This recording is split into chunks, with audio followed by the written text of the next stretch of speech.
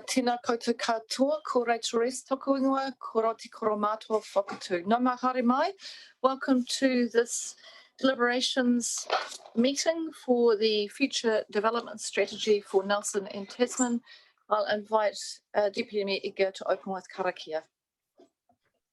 Kia ora. Tuia ki runga, tuia ki raro, tuia ki roto, tuia ki wahu, tuia te hera tangata, ka ronga te pou, ka ronga te ao, humi e, hui e, tā ki e. Kia ora, welcome to everybody. We've got a full chamber at Tasman and we've got other members of the panel, Aina tēnā koe, joining us on Zoom and staff supporting our process today. So what I'm going to do to start is we're going to do a round of introductions so that we can have a record of who is present and in attendance. So I've introduced myself, Rachel Reese, the Mayor of Whakatū. Stuart Bryant, Deputy Chair of this committee, and Deputy Mayor Tasman, Chair of Operations Committee and Lakes Murchison Ward Councillor. Kia ora, Kip Mailing, Richmond Ward Councillor, Tasman District, Chair of the Policy and Strategy Committee. Good morning, David Ogilvie, Tasman District Council, Moderator Ward, Deputy Chair of the Regulatory Committee. Tēnā katoa, ko Brian McGirt, taka ingoa, ko hina hea whakatū ahau. Brian McGirt, Nelson City Councillor, Chair of the Infrastructure Committee. Morning, Maya Bengozi, Policy Planner at Tasman District Council. Good morning, everybody. Cameron Wallace, Senior Associate at Barker & Associates, assisting the council team in the preparation of the FDS. Good morning, Rachel Morgan, Consultant Planner at Barker & Associates, supporting the council team. Morning, everyone. I'm Chris Forson from Nelson City Council, Project Lead on the Future Development Strategy from Nelson side.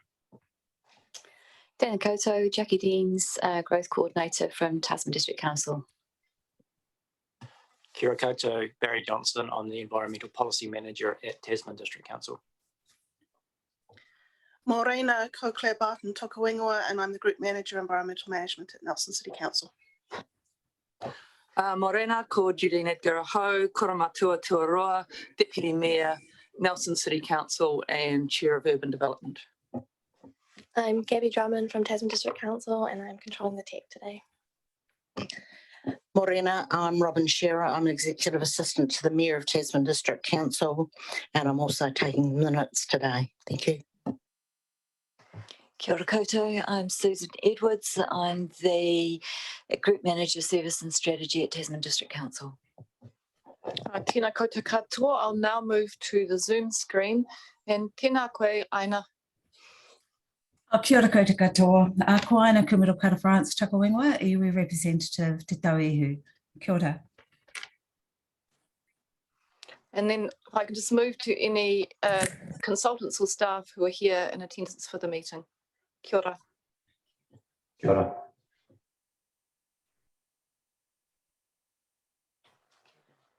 Curtin, you can start off and then I'll let the other people follow afterwards. Kia ora, ko Curtin toku ingoa. I work at a company, Sense Partners, that has helped provide advice to both Tasman and Nelson councils on the FDS.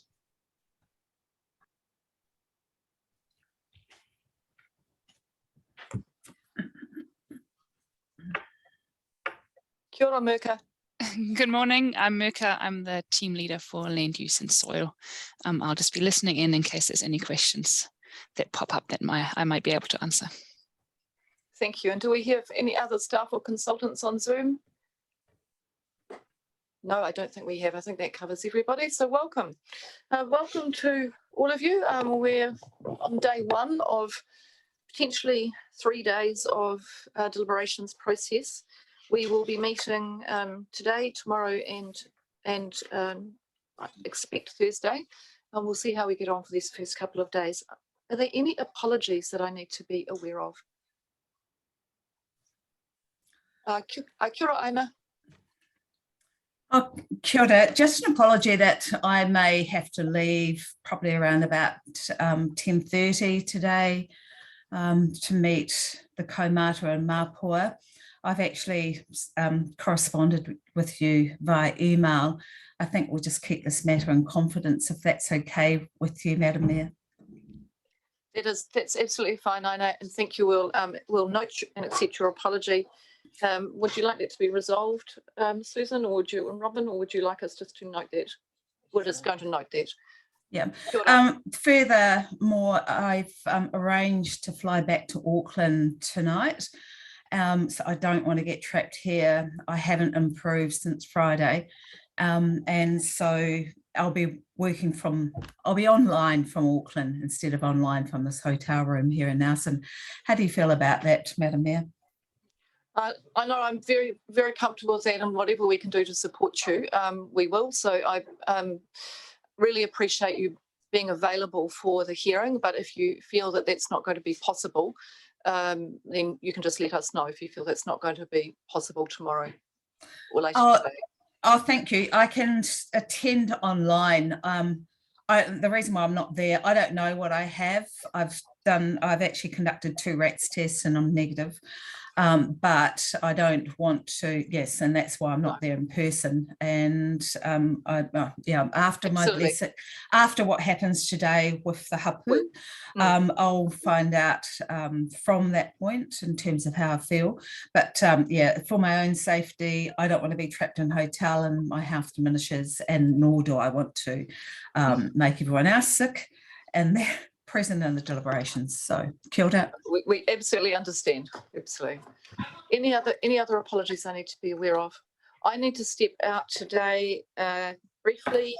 I'll need to be out of the meeting from about 1:30. Oh no, not today actually. Apologies, I'll be here right through today, but tomorrow I will have to step out for a short period, but I'll advise you of that tomorrow. All right. A quick question, what time are we here tomorrow, Madam Chair? Tomorrow, we are starting tomorrow at 11 a.m. and we will be finishing at 4 p.m. Unless I can't change an appointment that I need to be at, another regional meeting. So I'll need to head away to a meeting, but if the panel felt that they could continue without me, then you can make that call tomorrow if you want to go a bit later. And the time on Thursday? And on Thursday, my diary is showing from 9 until 4:30. Today. And today, my diary is showing 9 till 12:30. Thank you. All right, so we've all got the same thing. That's great. Excellent. All right. No other questions before we get underway? I'll hand now across to Susan Edwards, who is going to introduce the role of the Future Development Strategy and Subcommittee. Kia ora, Susan. And just in terms of receiving the report, you can give me some advice as to when you'd like us to do that. I can do it at the beginning, or we can do it a bit later in the process. Thank you. Kia ora. Good morning, everybody. There's a couple of things I need to talk about first. One relates to the fact we are likely to have a fire alarm test in the near future. So just advising you that you don't need to panic. It's just a test. They're just installing some things, and then we will know. We will get a test after that. So don't be too surprised if you get a bit of a fright when the alarm goes off. But you don't need to pack up and leave. So that's the first thing. The second thing I just wanted to note was that when the agenda went out, it should have also had Chris Pawson's name as one of the report authors on the top. Unfortunately, we didn't do that manual adjustment once it was drawn through from Info Council, so I apologise for that. That was certainly a joint effort by both Jackie and Chris. So now I'd just like to talk a little bit about the process that we've been running through in terms of the future development strategy. As you're all aware, we consulted on a draft future development strategy. We put out a statement of proposal that had a summary of information and included a copy of the draft FDS for the community to consult on. The subcommittee received about, I think it was 568 submissions on the consultation document we put out. In that, there was a variety of views expressed on a range of different matters. Sometimes there were views on both sides of an issue expressed, so we didn't necessarily just get a single viewpoint from the community. So the committee has a role, and the subcommittee has a role in terms of considering those community views, but it also needs to consider the advice it receives from officers, other advice it's received from consultants and various other parties, plus it needs to consider its legal obligations in terms of what it's required to do under the Resource Management Act and the Local Government Act. Once the subcommittee has made formed its views, then it will make some recommendations through to the joint committee of both councils. The intent is that the joint committee will make the policy decisions on the 27th of July as to what would go in the final future development strategy, and then the final future development strategy will be signed off during August. There are two options to that can either be done by the joint committee, or if the joint committee is happy to, it could delegate that decision back to the subcommittee to do. So during this process we're undertaking at the moment, it's on the deliberations and submissions. The committee needs to consider if it has sufficient views from the community and a good understanding of their views and preferences before making changes to what was in the draft. So that would be any additional sites to be added, any sites that need to be amended, or any sites that are to be removed from the future development strategy. And you'll see in the officer's report that there are recommendations along all three of those lines: some new sites to be added in, some sites to be removed, and some sites to be amended. So the subcommittee needs to consider if it has sufficient information on the views and preferences of people who may be affected or interested in those changes. The other thing to remember is that the submissions are one input into the submission process, the deliberations process.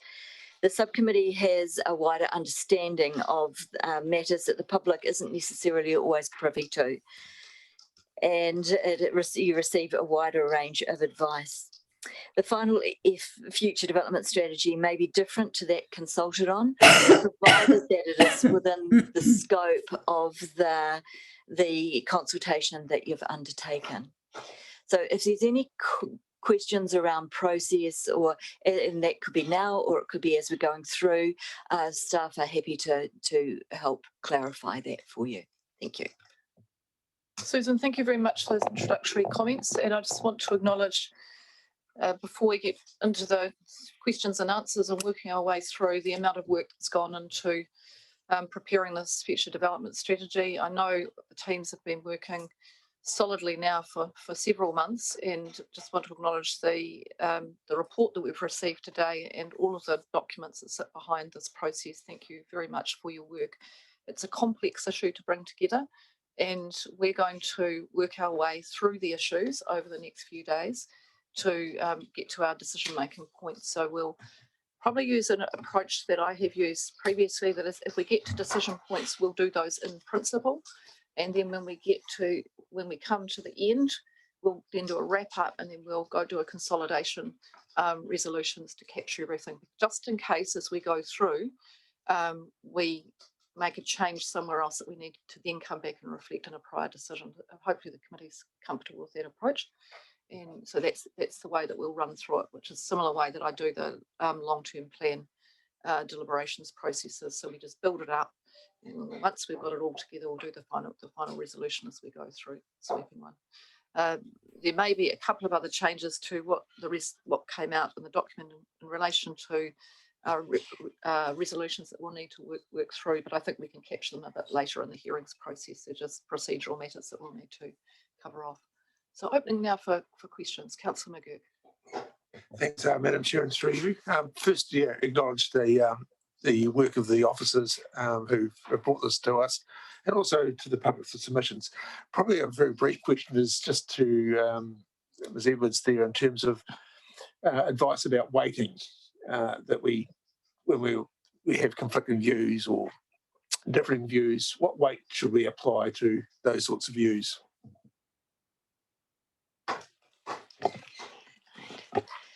Through you, Madam Chair. Yeah, it's always an interesting one because sometimes you get a lot of submissions that sort of make comments on a particular issue, and then you might get some other submissions that make different comments on an issue.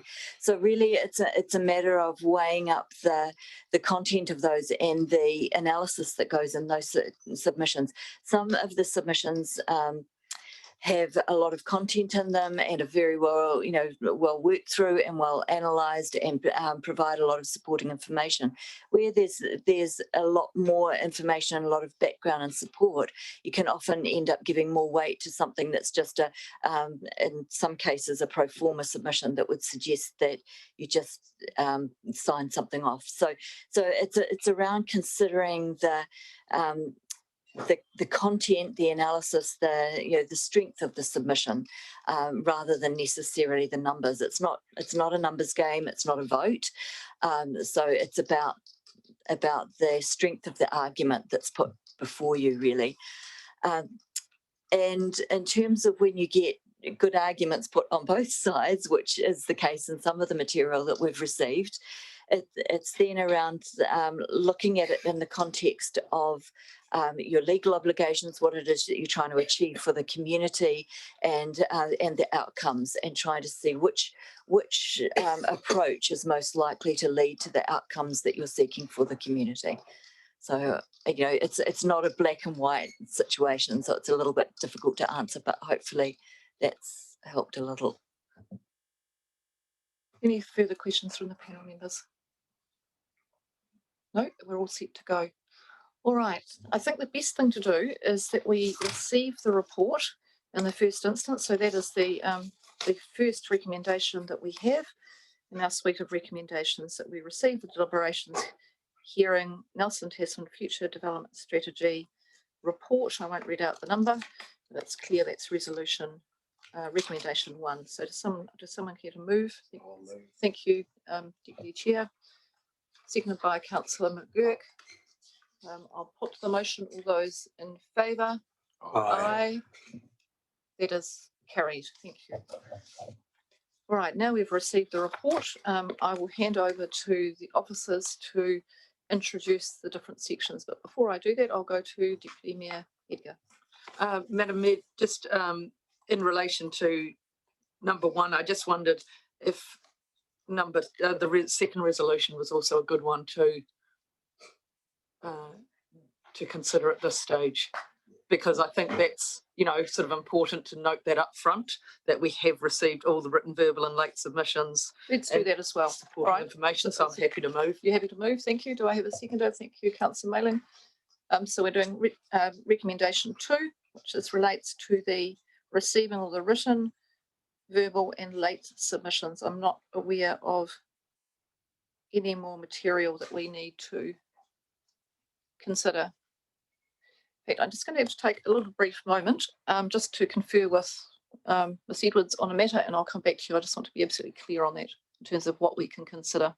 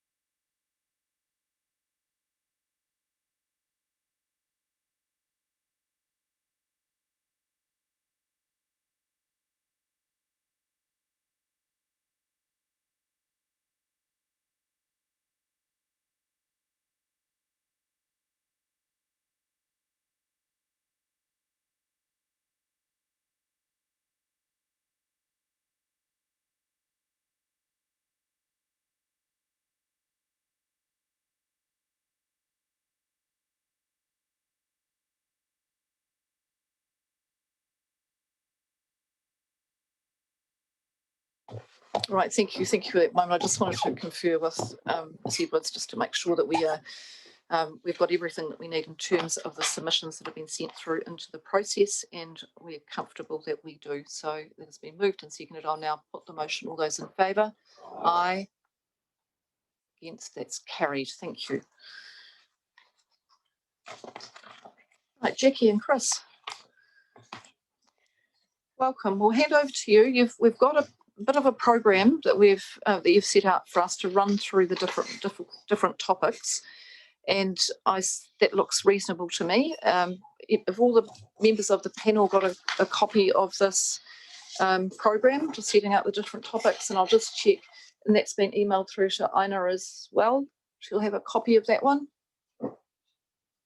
Yes, thank you. Okay, thanks, Ina. All right, we'll get underway then. Jackie and Chris. Okay, thanks, Mary. So yes, as you can see, in the officer's report, we have about 14 different themes that we've gone through. We've introduced the context in terms of submissions. We've provided some analysis, and we've made some recommendations, options and recommendations for each theme. So what we're proposing is we go through each of those themes during the deliberations, and we have proposed an order there, which is slightly skewed according to people's availability as well in terms of the consultants being here today. So we thought we'd try and get through, if we can, the three issues, the sort of quite complex issues that involve Barkers and Census Partners as well today. So we've got suggesting that we have housing land capacity and uptake rate first, then we do the greenfield, brownfield housing capacity split, and then we do the growth projections. So if you're happy for that, then we'll go from there. That's fine. I think that's fine. Panel's happy with that. Thank you. All right. The capacity and uptake rate topic is mine. So during the submissions, we had two main issues that were raised, and it was that the uptake rate that we used was too slow and far too conservative to allow intensification to be prioritised over greenfield. And then the other was that FDS was relying on, if you like, piecemeal intensification as sites came up, individual sites, rather than comprehensive redevelopment of larger areas. And the overall effect that submitters were concerned about was that we would see less intensification than we potentially could if we had assumed a higher rate. And as a result, we were using too much greenfield land. So from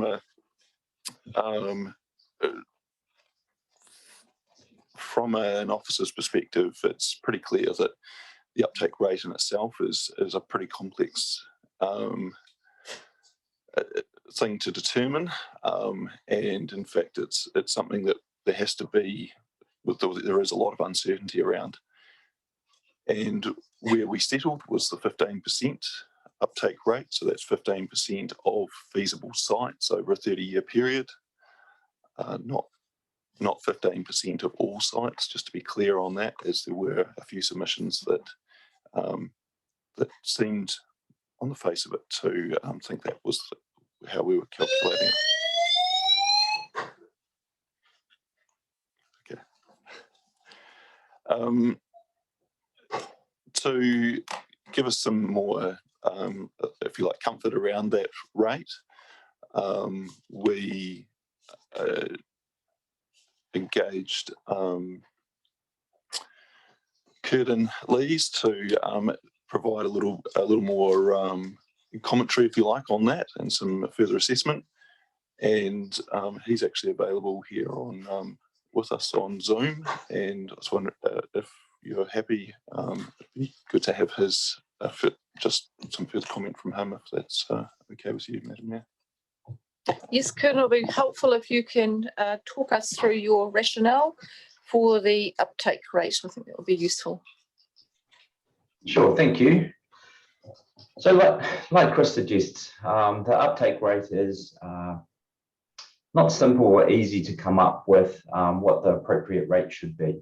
What I did is use some existing work I had done at the end of last year on the medium density residential standards, cost benefit analysis that was well received, that looked and has uptake rates for a number of urban areas.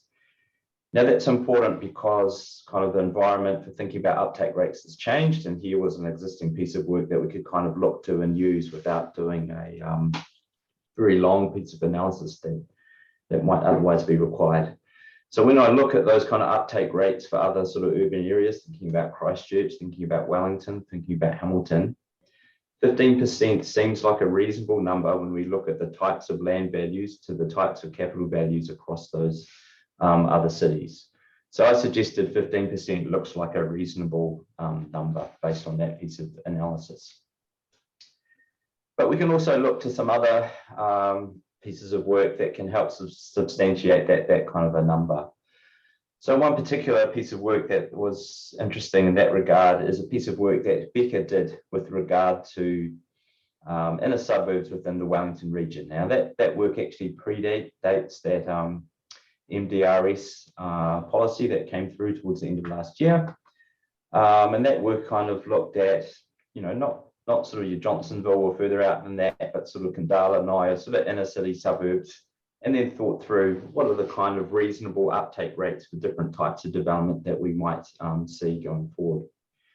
So when we kind of look at that, Becca's kind of approach was to think about a number of stages for doing that work before they kind of get to an uptake rate, thinking about the types of density that you observe in each kind of suburb. What that work suggested that for sort of category 3 and category 4 type areas, where you're looking at up to 4 stories and up to 6 stories for your category 4, that you might expect uptake rates of around 14%. Now, these are kind of your higher density areas. We're not talking about up to 3 stories here, but they use 14% as a benchmark for that study. So that kind of seems in line with the type of that 15% that we had previously come up with. And that was before I kind of looked at that piece of work to use a 15% number. So that seems to square the use of an uptake rate of 15%. So then we can also kind of look at what are the types of outcomes that you might get from using an uptake rate for 15%. And we look at those kind of uptake, applying that type of uptake rate through the Becca study. And it seems as though you're kind of getting development type numbers that sort of seem in line with what we might see through the FDS. So that was the process to get to that 15% uptake rate. Happy to take questions. Thank you, Curtin. Any questions for Curtin? Councillor Ika. Thank you. Curtin, my question probably slightly cuts across uptake rate and also greenfield, brownfield housing capacity split. But I noted in the staff report, a lot of the discussion seems to, and I think I noted it in your report as well, sorry if I'm misrepresenting it though, is that there's this reference to greenfield sort of and intensification as 2 totally separate development models. And doesn't greenfield or couldn't, shouldn't greenfield development have intensification in it?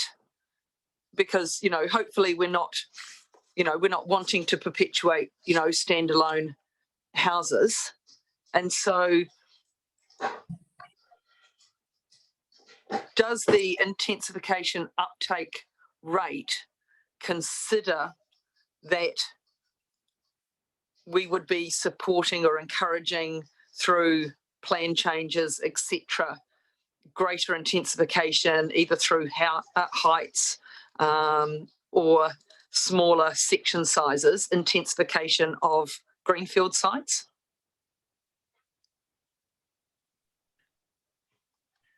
So the uptake rate's not really trying to say what should be. It's trying to think objectively about what might happen. And like sort of Chris alluded to with kind of the uncertainty here, is we've had quite a large change in terms of the MDRS that went through at the end of last year. And this is trying to come up with an uptake rate that speaks to that kind of large policy change.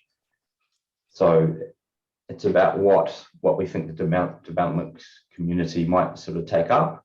It's not really coming up with this is the right uptake rate because it brings about a particular policy objective or an objective for the ratio of greenfields to brownfields land. I guess if I can just ask a follow-up question. I might just go to Chris first, because I think he wants to add something to that answer. Yes, can I just, through the chair, I'd just like to add that when we're talking about intensification versus greenfields, the intensification we're treating very much as the intensification of the existing built urban area, if you like. So we're talking redevelopment of a site by demolishing a building and putting more dwellings on that site, so building a new building on there, or backyard infill behind an existing building. Greenfield has been treated entirely differently, and then some assumptions around the densities within that, the likely the development density, if you like. So the 15% is only being applied to the intensification of the existing built urban area, just to be clear on that. Thank you very much for that. So that probably removes a number of my questions. So very helpful. Thank you, Chris. I guess just in relation to that though, and just thinking back on the draft that we put out, was that really clear? Because I guess to me, like if I look at the language in the report, that, you know, absolute gem of a clarifying comment, I never found that within the report we've got, and I don't recall, but happy to be corrected as to whether it was, you know, we've made it really clear that intensification, what that exactly means, versus greenfield already has greater density, you know, different heights built within the model. I guess just the way we always talk about versus, they sound very separate. I'll go to the authors and see if they can identify some sections of the material that would speak to that issue, that we're of the different typologies that we would have in greenfield. We might just need a couple of moments just to... We'll come back to that one then. Yeah, and we'll, did you have any further questions, Councillor Rika? And then I'll go to Councillor McGurk. Yeah, just one more, which was in relation to this theme. And on page 139 of the attachments, there were two recommendations from B&A, Barker and Associates, I think that is. And they don't seem to be reflected through into the staff recommendations. And so I was just wondering if we could get some comment on that.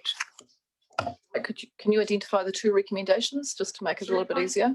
Sorry, 3.3.3 A and B in the Barker and Associates report, which is attachment 4.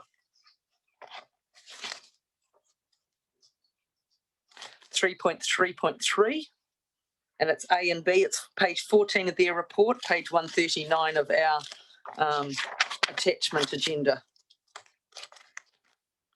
It's the SCP analysis report.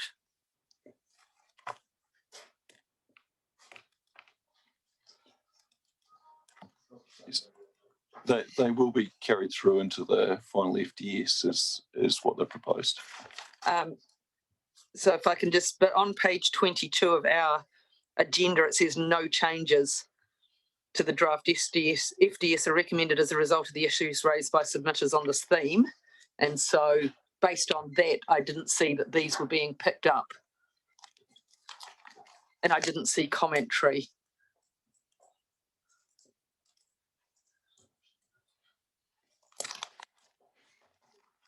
Just for clarity, we're referring to amending the section 7.1 of the draft FDS to clarify that the rate of intensification assumed is not a target. Yep. And that council should aim for a greater proportion of growth to be catered for within the urban area. Yes. And the second one is amend the table and the implementation of the draft FDS to clarify that the quarterly monitoring and annual reporting will involve monitoring of the uptake rate of intensification. Correct. Thank Right, you. thank you. Yes. All right. So councillors on diligent, that's page 216.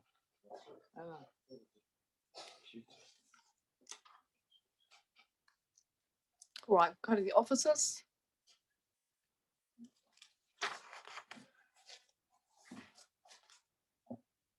Oh, sorry, we're just having a look through it at the moment.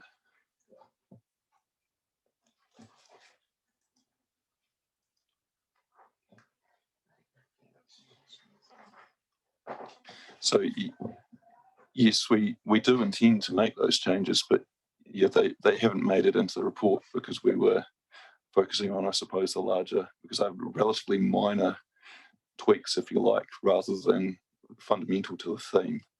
I think that's why they've been, well, that is why they haven't been included as a specific, they're not a policy or high level change needed in the document, but happy to consider an additional, adding any additional detail into the resolutions if you think it's needed. Councillor Ricker? Thank you for that. Look, I agree they probably don't necessarily warrant resolutions, but I think they definitely warrant noting in the minutes because, you know, they are changes we want to bring through. Right, so for the purposes of, at this point, what I'm going to do is ask Susan to note that as a discussion point for us as we go through as to whether we want them noted in the minutes or we actually want to resolve them. That will just give the members of the panel time to. Yep. And then I just had my other question that we're waiting on an answer for. Do we have an answer to the previous question?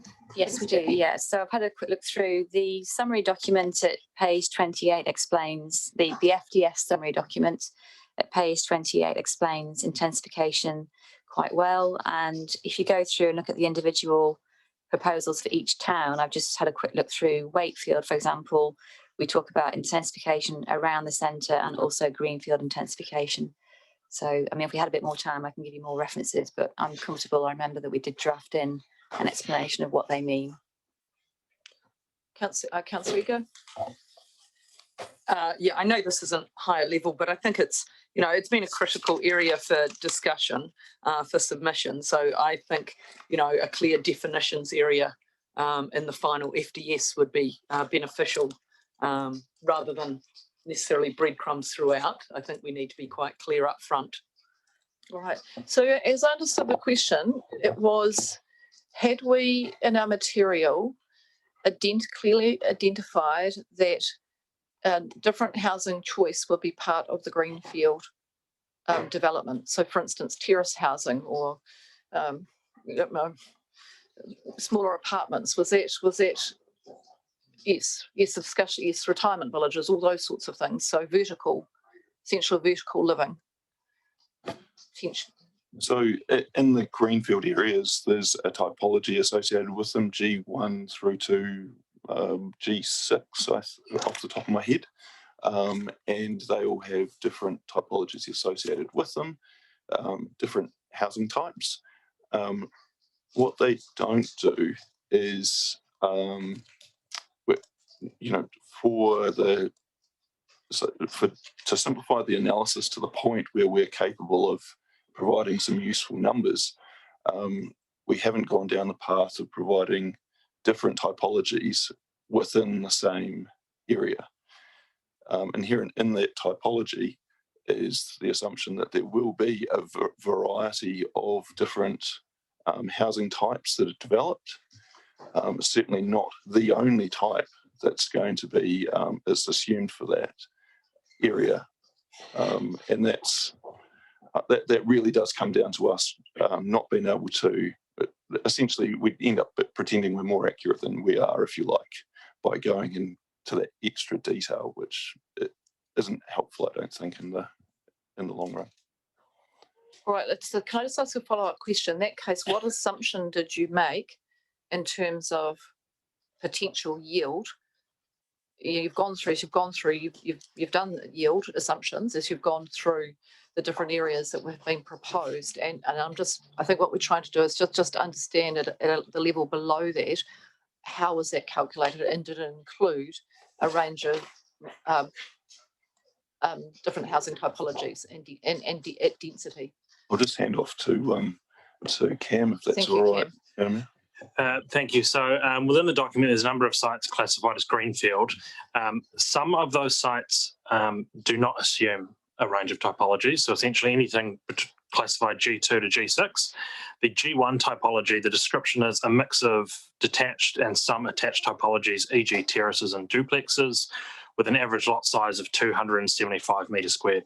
So essentially that was trying to capture the development that you're seeing in the likes of Richmond West, where we are starting to see rows of terraces and duplexes, more intensive forms of living within those fairly typical greenfield subdivisions where you might have the larger lots as well. So at that level, we have broadly taken into account for some of the greenfield areas, some of the other greenfield areas further out, say in Wakefield, Pigeon Valley was an example where we had assumed fairly large lots, very typical residential type subdivision patterns, but where we were close to the centre, we were assuming some level of intensification that was reflected in the density numbers for those particular sites. Thank you for that clarification. So the panel is clear. So if it's G1, it might have duplexes and terraces. If it's G2 to 6, it doesn't have any form of intensification included in it. Right, thank you. I'll move on to Councillor McGurk. Yes, quick question, probably the similar theme, I guess. And I just the sort of in the existing urban area, we've got sort of a fragmented land tenure system. So I suppose the question is, how's that influenced the uptake rate, or does that present a constraint or an opportunity in terms of calculating that 15%? Thank you, Councillor Girk. That's partially reflected in our kind of conservative 15% uptake. We can't take into account the individual motivations of a particular landowner. We can say, yep, you can build a 6-storey apartment on your land, but it doesn't force someone to do that. So inevitably, some people will relish the opportunity, they'll take it up. Some people, I'm happy with my house, I'll live in it. So that's why we erred slightly on the side of caution. There's also practical limitations, getting funding and financing. It's not necessarily easy for people to go get a large mortgage to fund a new apartment building. So you need kind of commercial property developers. So that's supposed to be reflected in the slightly conservative figure of that 15% uptake rate, which we adopted. So just taking this a little bit further, if you've got different land tenures, different owners, is there a way that you can calculate sort of aggregating up the size? So if you're looking at a sort of a larger development, it needs a larger site. But if it's got different owners, is there a way that you can sort of calculate the aggregation of those sort of fragmented tenures to enable that kind of development? Could that be, was that just something to My comment would be that wouldn't be a simple exercise, and I can't think off the top of my head how we would do that. The density assumptions we have made for intensification, however, do rely on a degree of site aggregation. So if there was no site aggregation to occur, the level of capacity we are forecasting via intensification would be unlikely to be realised. Okay, thank you. Councillor Ogilvie. I'm not very keen on the word assumption being repeated, Madam Chair. I think we ought to be more definite in terms of some of our, if you like, requirements of developers. I mean, it's one thing to ask a developer to have a certain degree of intensification, but shouldn't we not have some design schedule in place in terms of section sizes, width of roads, even cycle lanes? So we are getting into detail in terms of developments, whether it be Wakefield, Richmond, or wherever, so that we get some degree of assurance and not assumption as to what's going to happen as a result of the FTS. I think that's coming through from some of these submissions as well. We want more definite requirements rather than just, assume that the developer is going to do the right thing, because very often they don't or can't or won't. Councillor Oglevie, I'm going to direct that question to Jackie. Yeah, thanks, Mary. So just on the section size point, it might be helpful to clarify that certainly within Tasman, we've selected the intensification areas using criteria such as section sizes. So what we look for are areas that have large sections which have got capacity to be either infilled or redeveloped. And the Croucher Street area would be the best example that we have in Richmond, which is where we've seen most intensification to date, where a lot of the sections are over 1,000 square metres. So we know that there's a feasible chance of intensification actually being able to occur on those sites. Thank you. Could I just test though, Councillor Oglevie, were you referring more to greenfield sites as opposed to brownfield development? I'll just get you to pop your microphone up. Yes, I was, yes. All right, thank you. So just in terms of greenfield. I think one thing that's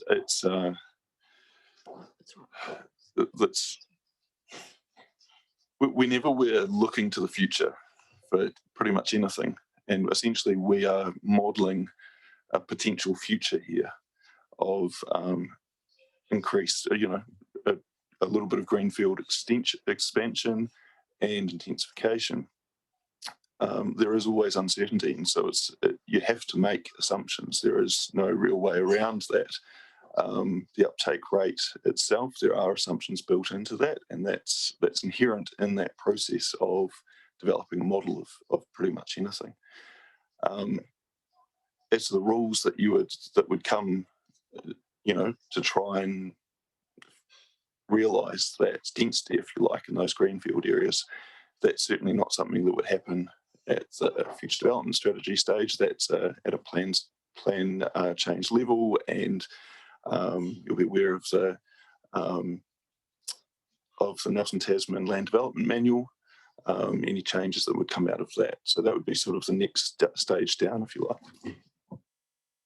I think Councillor Oglevie is raising, and I think we're going to come to this as we go through our deliberations. But I think what Councillor Oglevie is raising is a common theme that we saw in the submissions, is that our submitters are looking for more from the councils in terms of directing and enabling a range of typologies for housing, in a desire to see on the greenfield subdivision sites, if there are going to be some, that opportunities for intensification are realised. So I think as we go through, we're going to have to think about, if we feel that that is a view that's shared by the panel, how we're going to communicate that through to the councils. And I know it sounds a bit odd that we are members of the council, but I'm talking as we will give recommendations to the councils. For the purposes of today, we have to see ourselves as a slightly separate body, although we're part of those institutions as we go through making our recommendations through, because we certainly don't have the powers through the future development strategy to be giving directions on plan changes or structure plans. All we can do is make recommendations. I'll come across to Councillor Malin. Did you wish to make a comment or a question? I just agree with that. I think we need to keep in mind that this is a high-level strategy, and if I think about the work that is going on for Richmond South, which is a structure plan that will come to council in the future, that is where that detail is going to be put in terms of density, medium density, and we're also talking commercial activities and linkages with cycleways, walkways, and our cycling and walking strategy that we had last week. So I want to make sure that we keep this at a high level and don't get bogged down in the detail, because this is 30 years out. Things will change significantly, and it will be reviewed numerous times in that time. Thank you. Going to Ms. Edwards. Thank you. Just following on from Councillor Mayling, this is a high-level strategy. It doesn't zone things. It doesn't put rules in place. It doesn't do any of that type of thing. That comes through other mechanisms, through the Nelson Environment Plan and what will be the Tasman Environment Plan as well.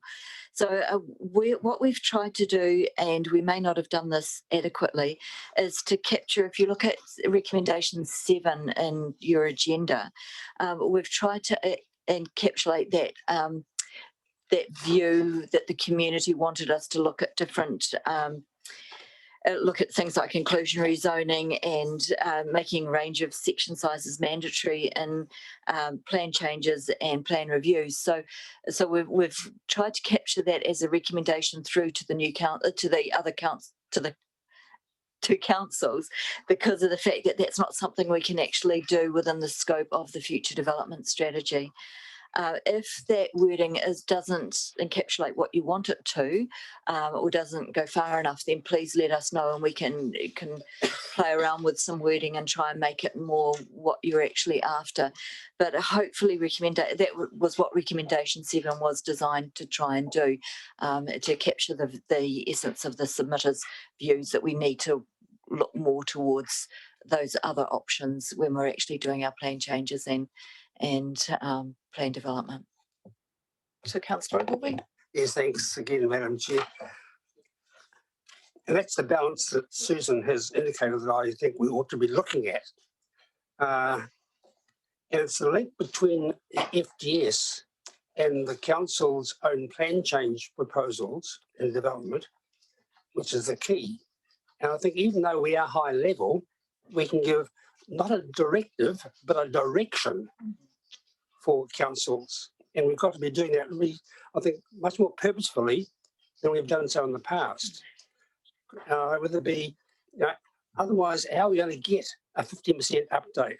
How are we going to get greenhouse gas emissions reduced at the FDS? We've got to give some sort of, I think, quite direct guideline to both councils and to developers through the councils.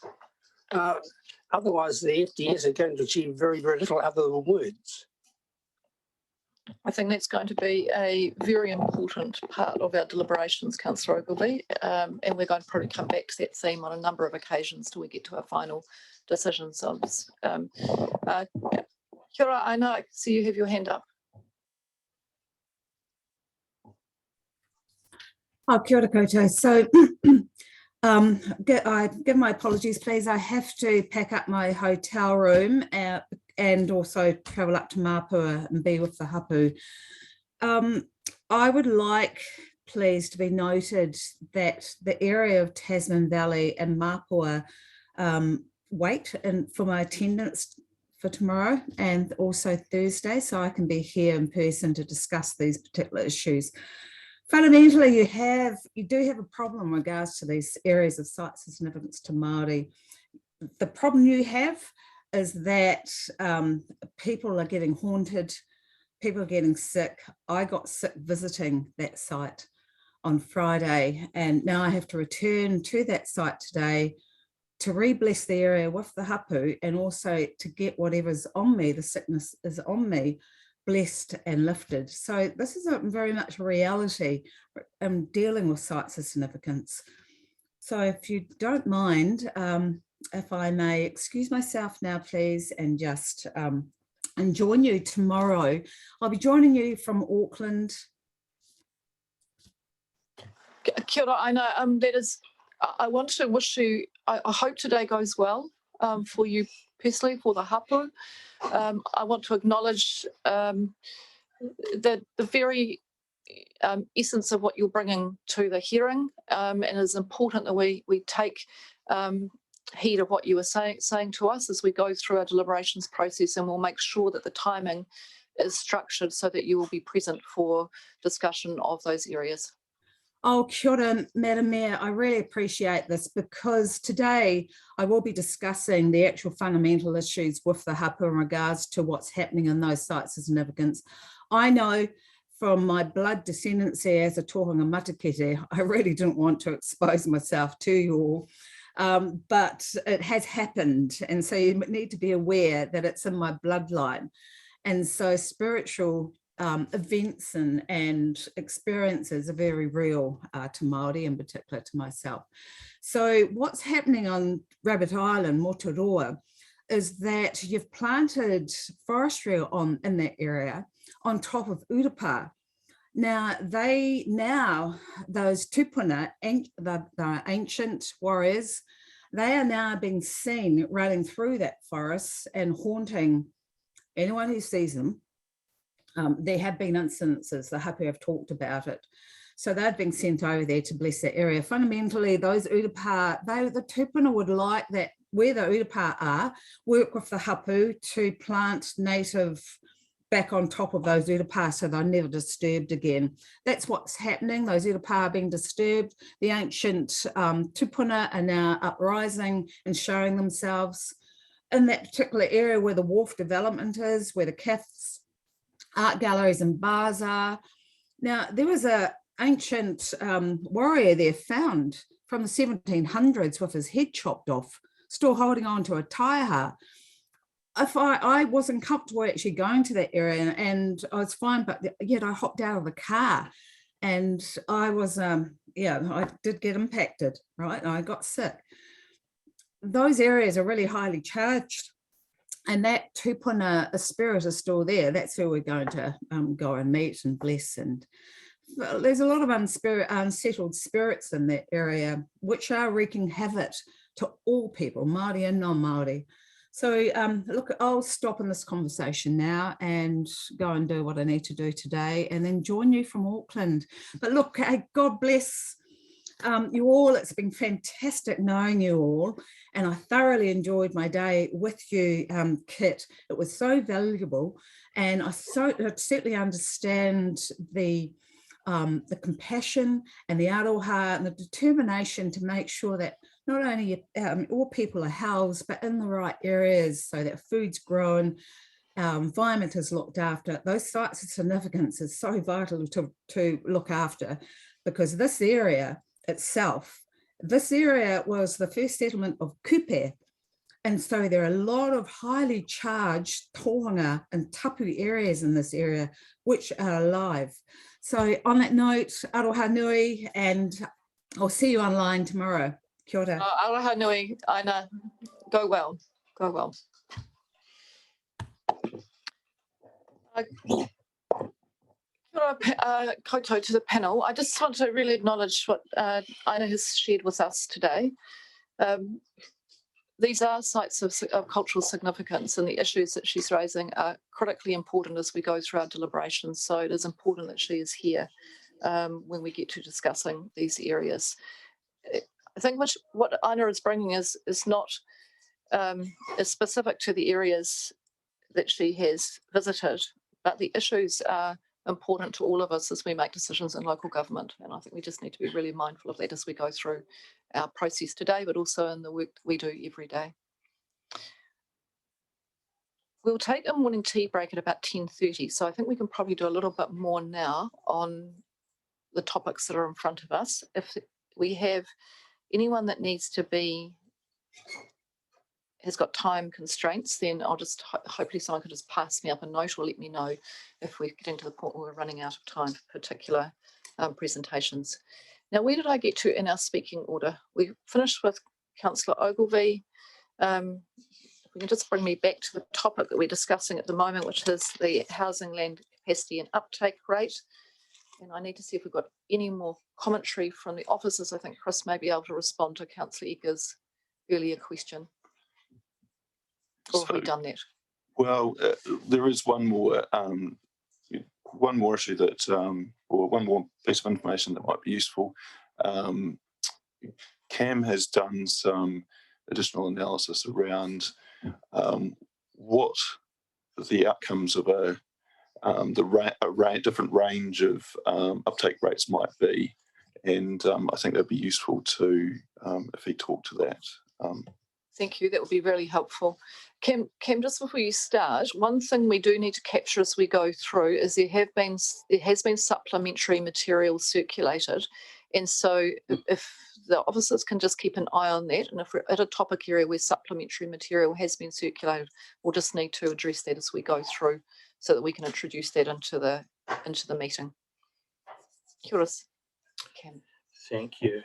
So this additional work follows up a comment and request made by Councillor Egar last week around what if we're a bit more ambitious around intensification, or if kind of the uptake rate is higher than we're expecting. So we wanted to look at it by breaking down by both decades, so decades 1 to 3, and also the typology type. So when we're talking about the typologies, medium density typologies, what we're talking about are a low rise, typically timber, lightweight buildings. They're relatively easy to construct. There's quite large capacity in the building industry to do that.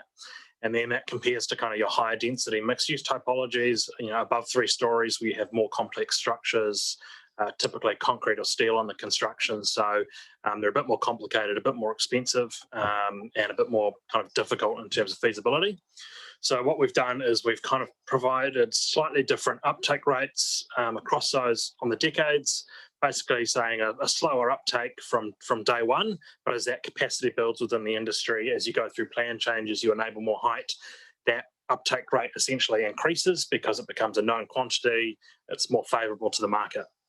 So on page 188 of the attachment of submissions hearing, I set out those 2 scenarios. So essentially we're looking at kind of more increased uptake rates for medium density typologies and the high density ones, but at slightly different uptake rates across those decades.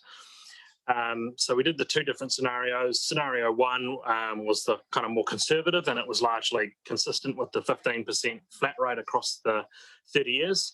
Number 2 was assuming a much greater uptake of high density uses in decade 3 in particular.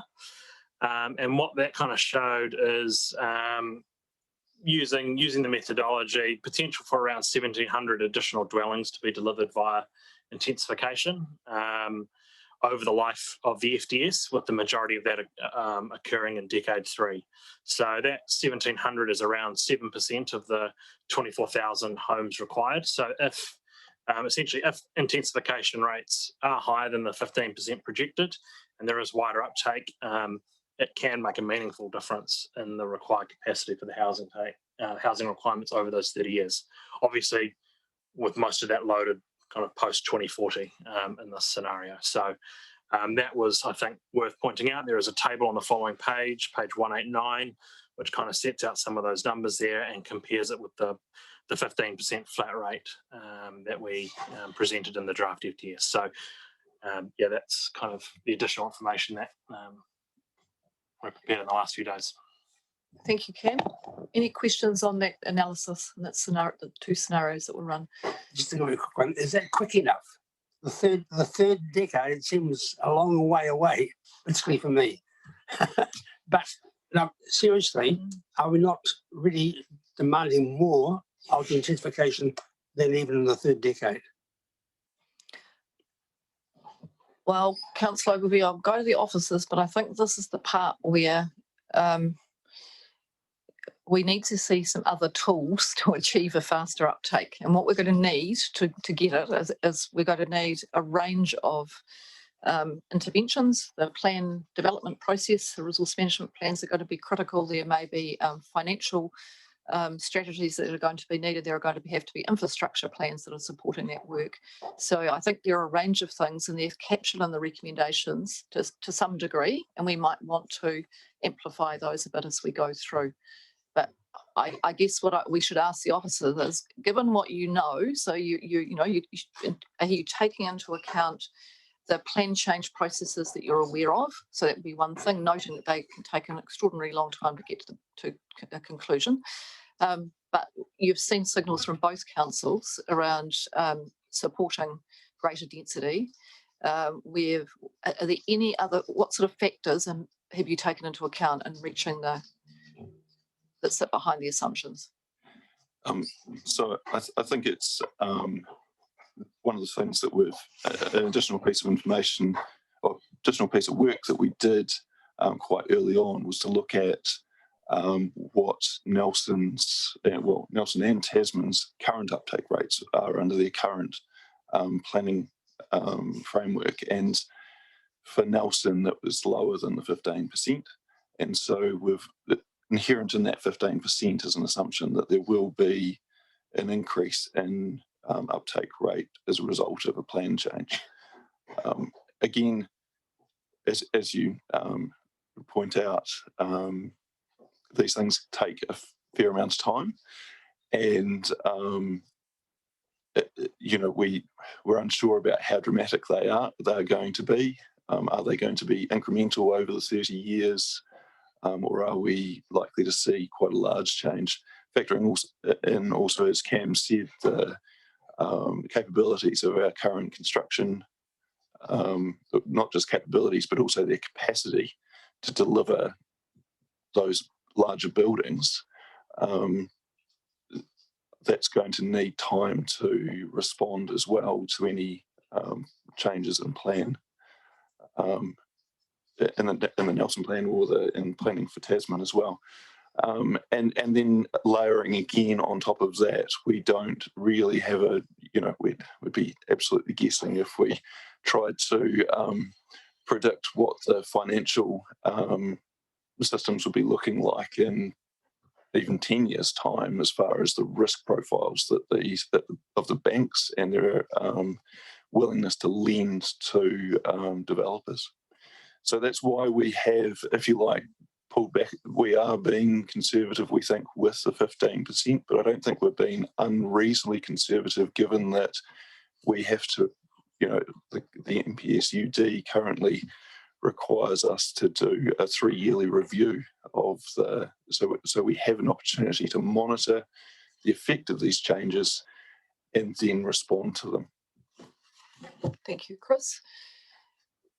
Is there any comparative that you want to discuss with us? So if you're looking at that uptake rate, we've had a little bit of a discussion about Wellington, I think, what that looks like. Are there any others that you would reflect on to say, well, actually, we could look not just in Nelson, Tasman, but we could look elsewhere and go that looks like it's a reasonable. Yeah, so as Curtin mentioned in his when he was talking earlier, he's compared Christchurch and Wellington. It's still in Curtin. I was just wondering whether Curtin could expand on that. That would be helpful. Thanks, Curtin. So unfortunately, we don't have a lot of ready-made comparators. I think what we need to be aware of is the large policy change that went through at the end of last year. And so that really precludes being able to access a number of studies, a number of other FDS that would have looked at this issue by now. So that puts us in it's not ideal from being able to draw from a lot of other councils for this type of analysis. Having set that to one side, then I think the work that we did do with the MDRS CDA, that is, takes into account that large policy change, so that is relevant. And also the Wellington study does give us a kind of a reasonable recent comparator, even though that doesn't take into account that MDRS policy change. Thank you. Sure. Thank you. I'll come to Councillor Bryant. Thank you, Madam Mayor.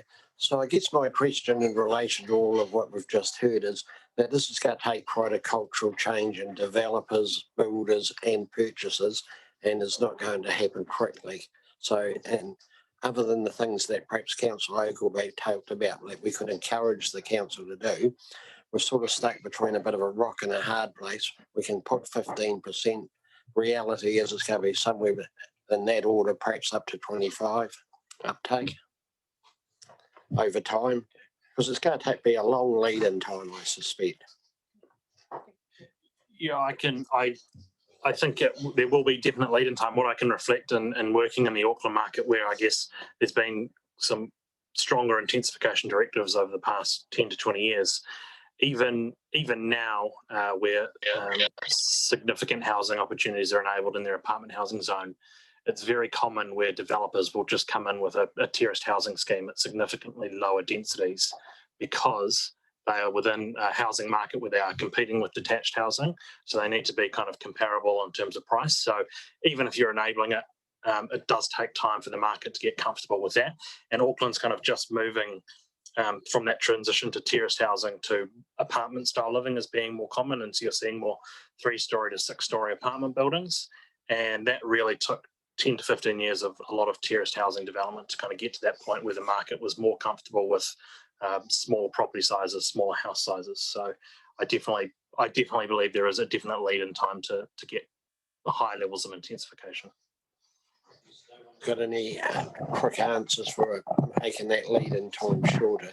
Just takes time. If I could just maybe add, both councils did their intensification action plans following the last future development strategy, We adopted those in 2020, and they list out a number of actions that the councils themselves can take to try and improve the uptake of intensification. And that was things such as discounts for development contributions for small homes, the creation of greenways in intensification areas where we try and remove some of the on-street parking and improve amenity for people living there with planting. We also try to streamline some of the consent guidance to make it easier for people to understand to get their consent. So there are a range of actions that the councils can undertake, and we'll be looking to review those plans after this FDS. But they're separate to this process, aren't they? Well, they're really a sub-strategy of the FDS. It's implementation component of the FDS. Yeah. Thank you.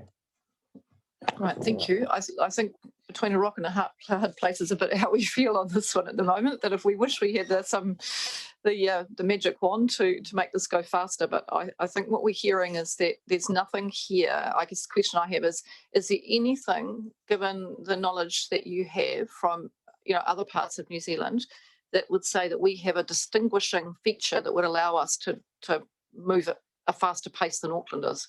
Essentially, is there some attribute that says actually if you're going to be the place that speeds up intensification, it's going to be Nelson Tasman? We're getting a lot of shaking heads. There's a lot of shaking heads around the table. Yeah, at this end of the table. Yeah, I think. Yeah, Cam, do you want to?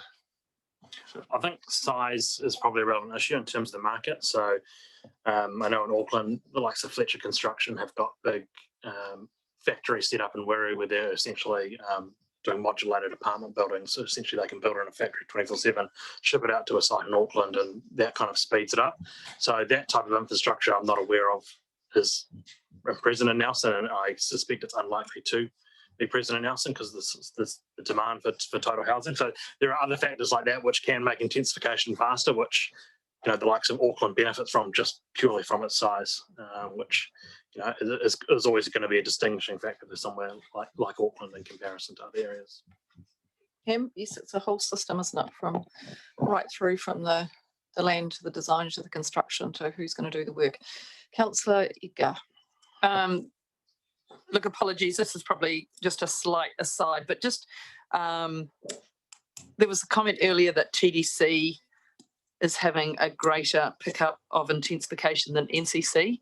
I was just wondering if there's been any analysis of the intensification action plans and the strategies that may have been an enabling factor for more intensification in Tasman versus Nelson, because if there is, then Nelson need to look at what we should be doing differently.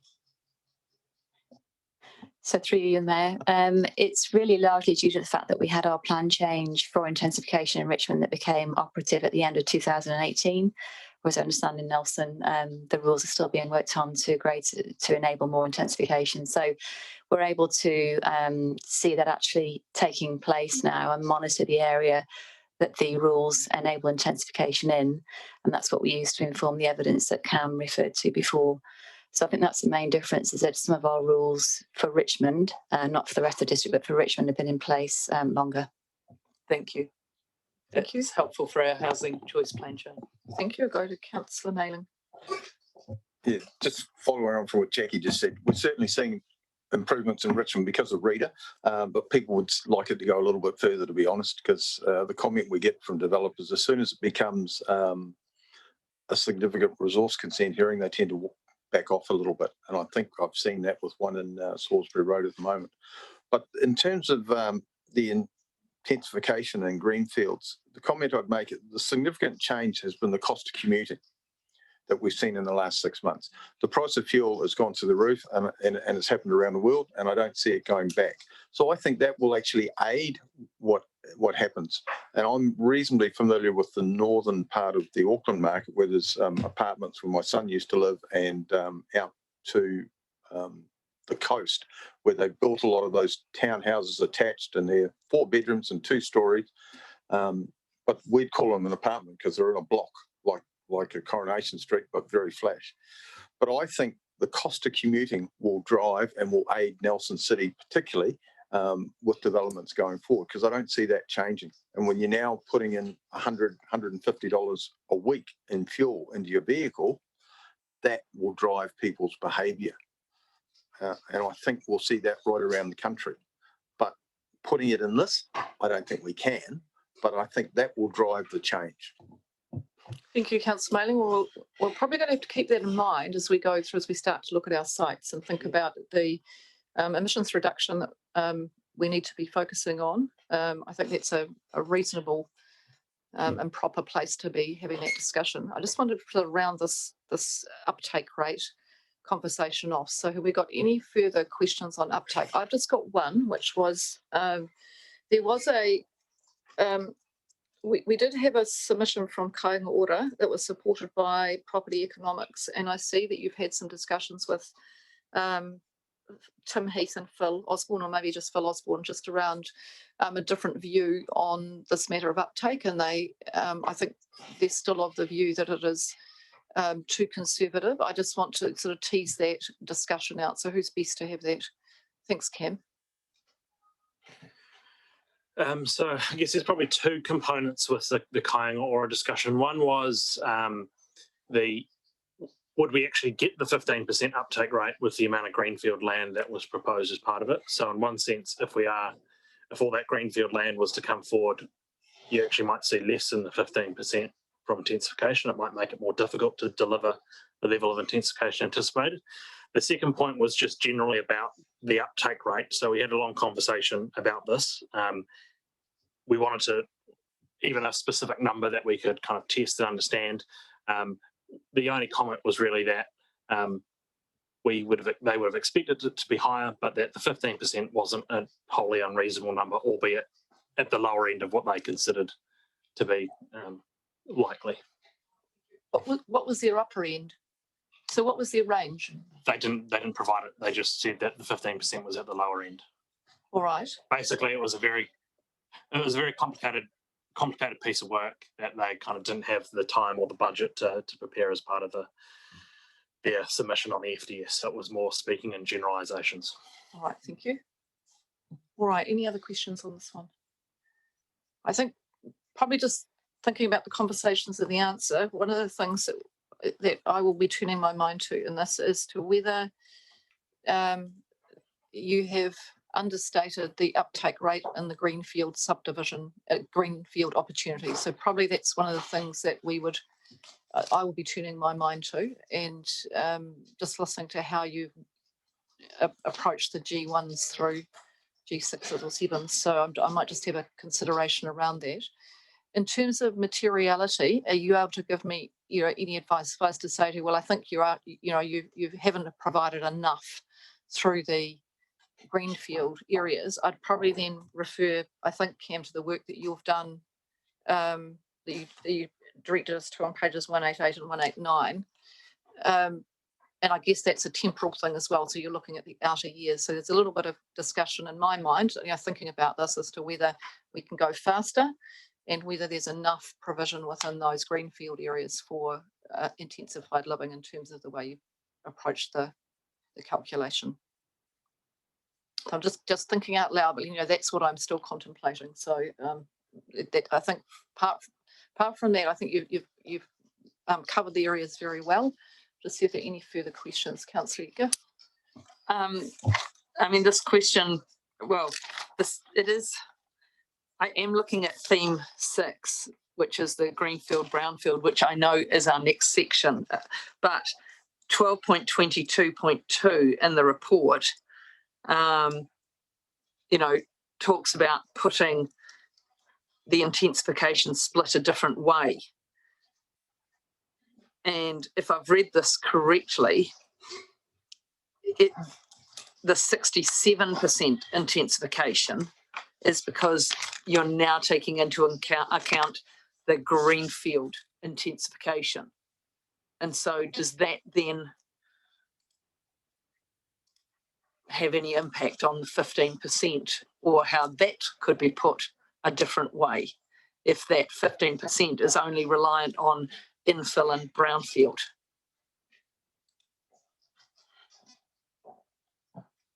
In terms of that difference in calculation. It's probably to make it more consistent with how other FDSs kind of, or spatial plans report. It's the 67% within the essentially the urban area.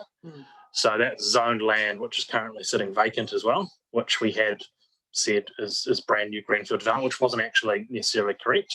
That land, which is already zoned for residential purposes, you kind of want to make the best use of it and get as many homes as you can out of it as well. So that comes back to kind of your point and discussions raised around trying to get, you know, more intensive typologies on that greenfield land, because it's easier. Essentially, it's easier to do from the outset than piecemeal infill development.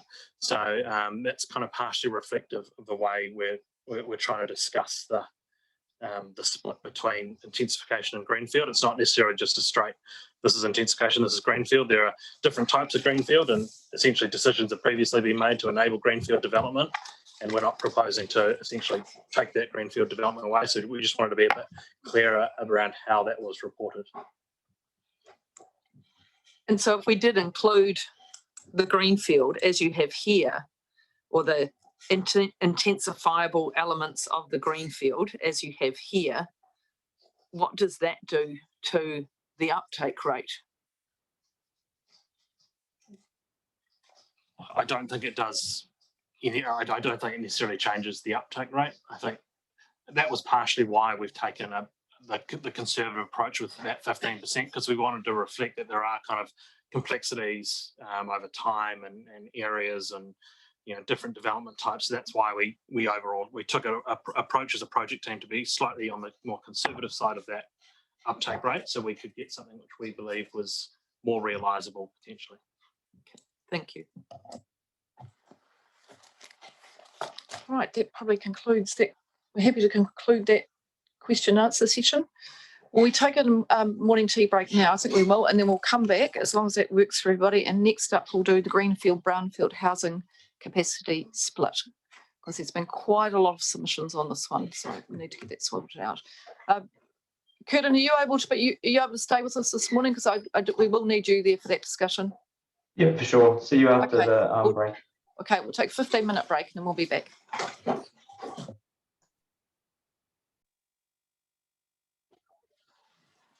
Welcome back to our future development strategy deliberations. We are now going to move on to the topic greenfield, brownfield housing capacity split. And I'll just, Jackie, would you like to open that topic for us, please? Yes, thanks, Mary. Will do. Okay, so this is theme 6 in the officer's report at page 37. So there were about 3 different questions in the questionnaire in our consultation document that we're seeking views from the community on their thoughts on our greenfield, brownfield split in the draft FDS. We asked people where they would like to see growth over the next 30 years, what they thought of the balance in our draft strategy, and if they didn't like the balance, what their proposals were instead.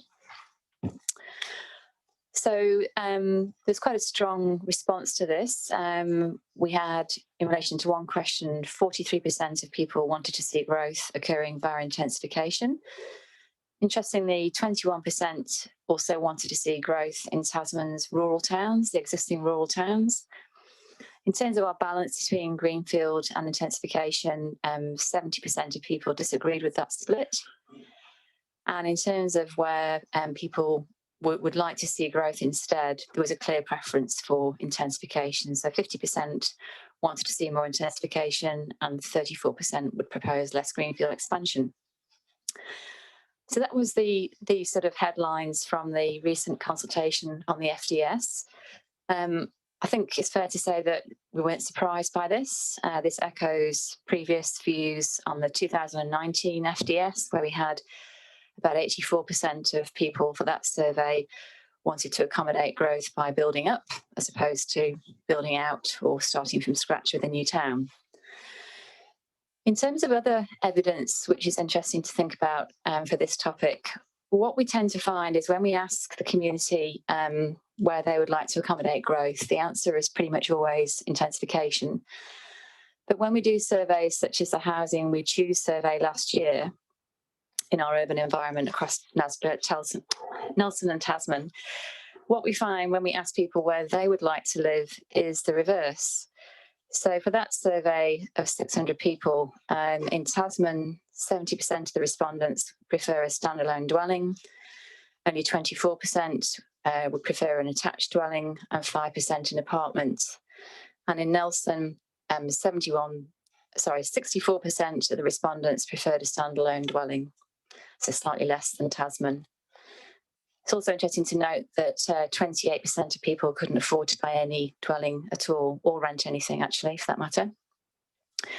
So this actually echoes kind of national surveys that we've seen in Wellington and Dunedin as well, where you generally find about 80% of respondents would prefer to live in a standalone dwelling. And it shows that the predisposition for New Zealanders is a single-storey detached house at the moment. Often that's because they want more privacy, more garden space, or more outdoor space. So that's a bit of background on what we found from surveys. I'm going to bring in Curden because he's done some work on the Greenfield-Brownfield split too. He's also looked at some historical rates on expansion in Tasman and how the FDS compares with that. And then we might just go to Cam as well, who can maybe just run through his Greenfield intensification split and how that's changed slightly. Thanks. Thank you, Jackie. We'll come across to you, Curtin. Thank you. So I can make a few comments around kind of the greenfields, brownfields kind of split, and how some context for how you might want to think about this. So one thing that I think is important is that if we want an FDS that responds to kind of the direction and the national policy statement on urban development, then it needs to have kind of certain features or kind of address the objectives of that kind of a document or that national direction. That's not law, but it may well be that you want an FDS that kind of meets that national direction. And one objective that I think is missed in a lot of the submissions that came through is this kind of objective 2. Objective 2 of the NPS for urban development talks about competition, and it talks about planning decisions that improve housing affordability by supporting competitive land and housing markets. And what that's really saying is, let's not just choose one type of housing development, be it greenfields or intensification, that we might need both of those markets to actually improve housing affordability. So that's one lens that I think is missing from a lot of the submissions, but I think that council and staff was kind of front of mind when they're putting together the FDS. So that's an important point, I think, to realise when we think about what that FDS might look like.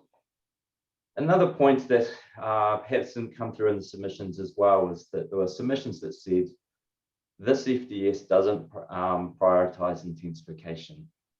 And we can reach different viewpoints about how much greenfield development or how much brownfields, but just as a point of fact, the multi-criteria analysis that the staff kind of go through does actually prioritise intensification over other developments.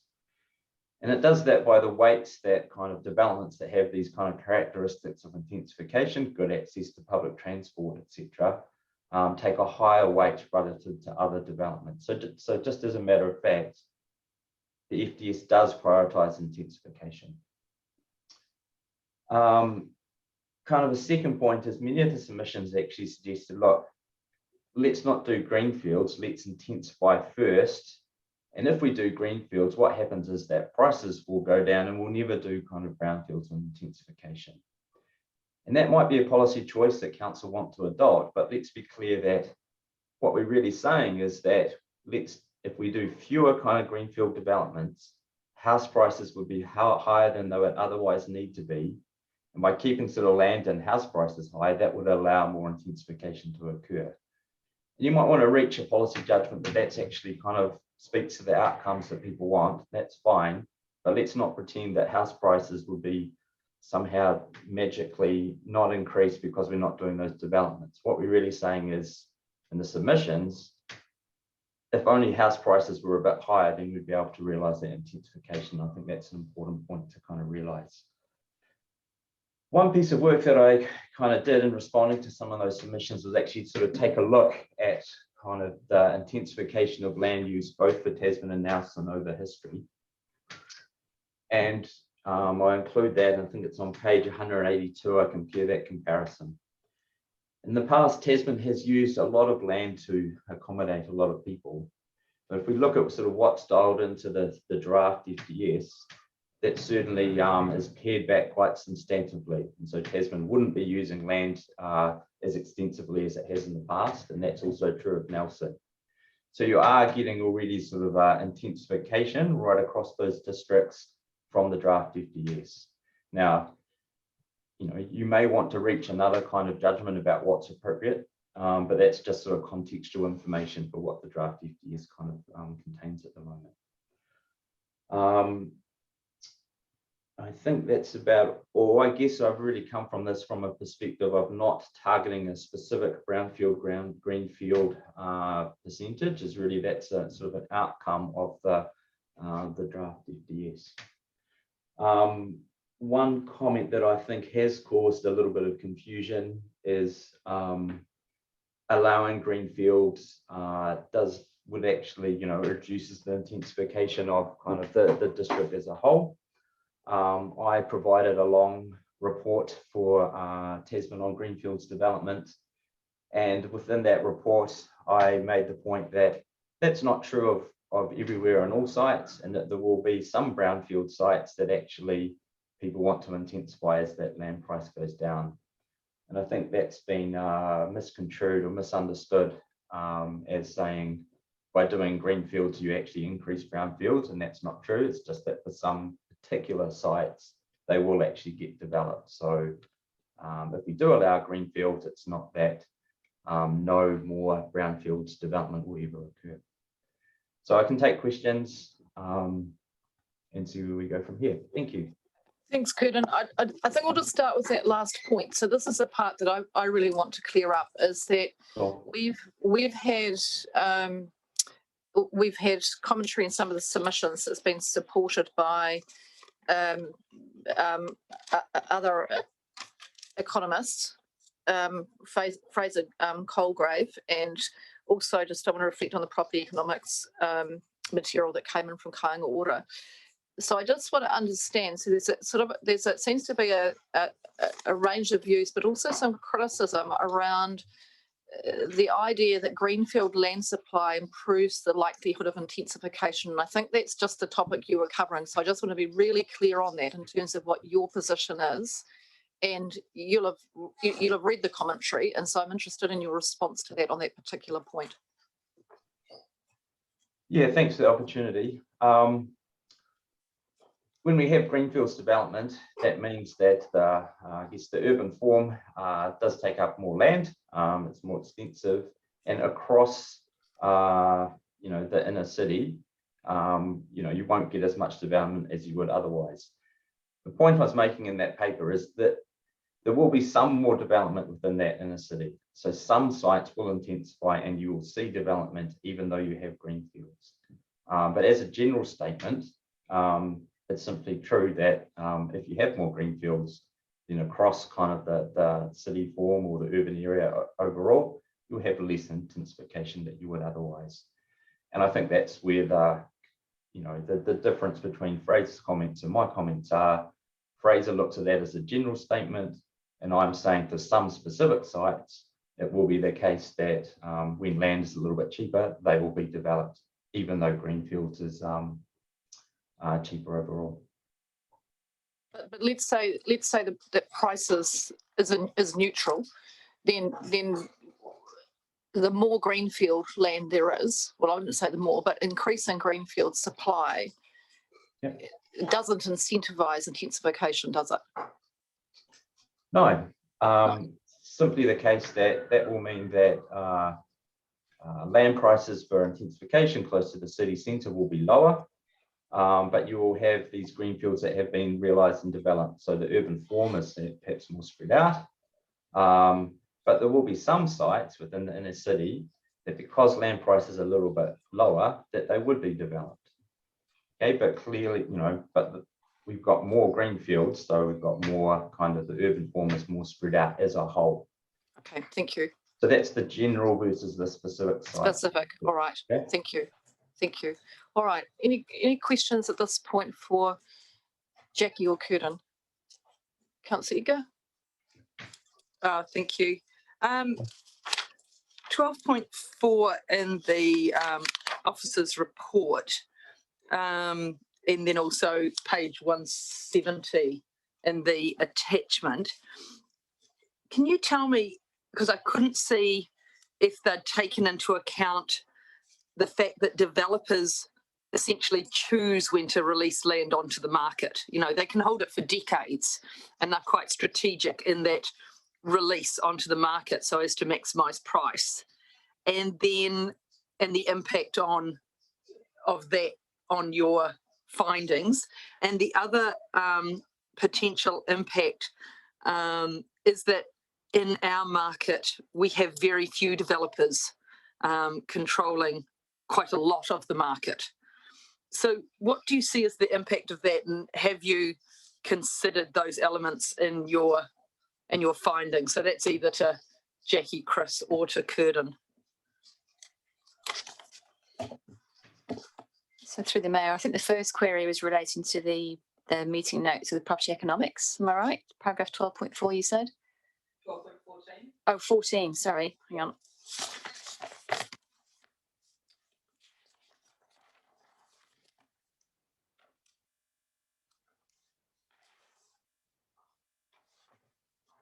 It's just about releasing greenfield land reduces the cost of the land, reduces the cost of housing, predominantly by increasing the supply of housing in greenfield areas within the regions. And so it's just that, you know, when you talk about release of land, are you taking into account that that's very much developer led and they choose when to do it so as to maximize their return? So that's probably a question for Curtin, because I think it's related to what he was talking about before. But I mean, certainly landowners do and will bank land. That's the way the property market works. And yeah, through our monitoring reports, under the MPSUD, we know that we have a lot of land in the ownership of a relatively small number of people. I think from memory, it was 65% of zoned land in the Nelson urban area is owned by 10 companies. So yeah, that's undoubtedly a factor here. But Curtin, do you have anything else to add? Yeah, so I think that was kind of one of the core kind of themes of a longer report that I wrote for Tasman a while back now.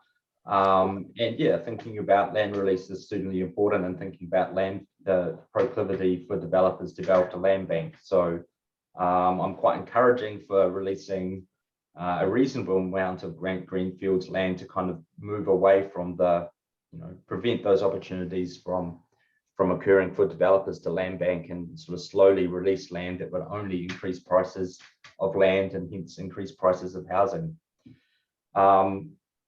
I agree that Tasman does have perhaps fewer developers and landowners than would be ideal, but there are certainly other areas within New Zealand that would have less competitive land markets in terms of even fewer landowners. And I know that from a large piece of work for the National Policy Direction of Urban Development capacity that was sort of 5 years old, where we looked through at the ownership structure of New Zealand's leading urban areas.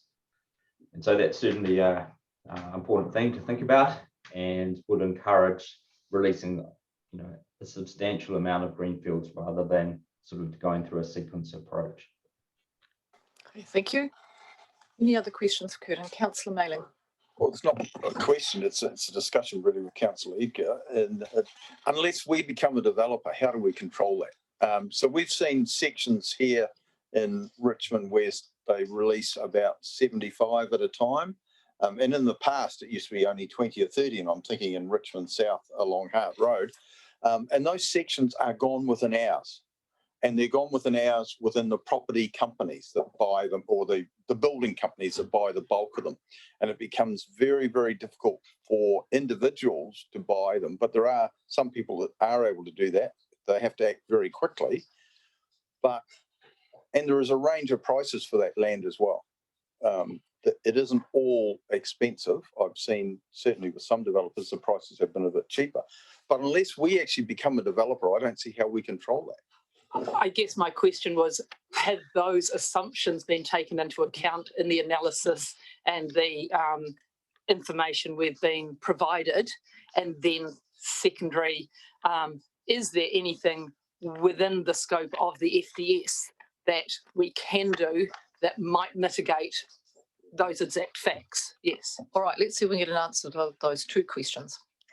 So through the Mayor, I don't think we could take into account when land is going to be released because it's outside of our control. I don't think that's the point, Jackie. I'll just go back to... Yeah, not the when, the fact that developers control it. The fact that we don't. You've essentially got an oligopoly operating. And what it's interesting that Curtin is saying to us, it's not dissimilar to other parts of New Zealand where large parts of the land supply are controlled by a small number of people. So I guess this is a question, sorry, Councillor Uga, but it's around if we're applying, market economics to this, are we really sure that we're understanding how it operates? Because it's not a completely competitive market in the sense that there are some other factors in here that that allow the oligopoly to basically operate. Curtin. Yeah, thank you. So it's not an easy problem to deal with. So I sort of appreciate that, and I'm not intending to tell people how to think about this, but there's kind of two things that come to mind. One is the more we can get away from kind of sequencing land release, the better, because as soon as we start kind of sequencing greenfields in terms of it'll be these groups of sites, then 10 years later, this future greenfield site, and then 30 years, this other piece of land, the easier it is for developers to kind of see the path of travel, and that will drive up kind of land prices in the short run. That's not easy. When we release greenfields, it needs to come with infrastructure, and that carries a cost for local council. So I'm certainly mindful of that. Second kind of quite left field policy would be the thinking about what's the extent to which councils can actually use rates on land rather than on the land capital value. Now that's quite a large kind of policy undertaking, but that means that from a developer perspective, holding land with the intent or belief that land prices will go up in the future carries a larger cost than it would if we have land rates based on land and capital. Thank you, Curtin. Now, Councillor Mayling. That's an interesting thing because our rates are different from Nelson City, but I think we both had the same problem. So we have a capital-based rating system when Nelson City has a land value-based rating system, but I think we both have similar problems. But what I see, Curtin, and you might comment on this, when we start having discussions about a plan change or zoning more land, the property developers get in very early. And we've already seen that in the last 2 years in Richmond South, where they are approaching landowners up to 10 years before development to secure that land. And whether they do it by actually purchasing it or take an option or an intention to buy, they get control of the land very early. Or would that be a fair comment? Barry, you're seeing that? Yeah, through the chair, that's right. I guess as an observation, we're not necessarily seeing land banking on greenfield sites around Richmond, given the demand. We know certainly in terms of greenfield lands, we choose to work directly with the developers to get a good outcome rather than, rather than against them. So certainly we're in active discussions with developers, encouraging higher densities, that sort of thing, before we instigate plan changes. So it's an iterative process, but as an observation, not necessarily seeing land banking per se at the moment on zoned land, but certainly the developers are well ahead of us in terms of land ownership and options. Thanks, Barry. Well, I think what Barry's just said amplifies what Councillor Ogilvie raised earlier this morning about what happens next and how important it is to actually be engaging in planning through the development process to ensure that there's good urban development outcomes, which is the purpose of the NPS. So noting that we don't have all the tools with us as part of the FDS process. And sorry about all the acronyms. I'm probably going to get worse as we go on. All right, now we also had some discussions with property economics, didn't we, through on these matters. So can we just canvass how those discussions went and what the conclusions were? Thank you, Rachel.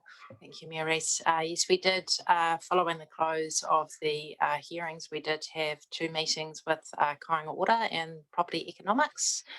So at the first meeting, Curtin Lees was there and we did talk through all of their submission points and we did clarify a number of matters which Cam has already spoken to. But just in terms of the matters around the Greenfield-Brownfield split, and the uptake rate. Property economics, this is on page 204 of the attachment. They noted that they do consider that implementation and staging is critical to getting a balanced greenfield-brownfield mix. And there was some discussion around that.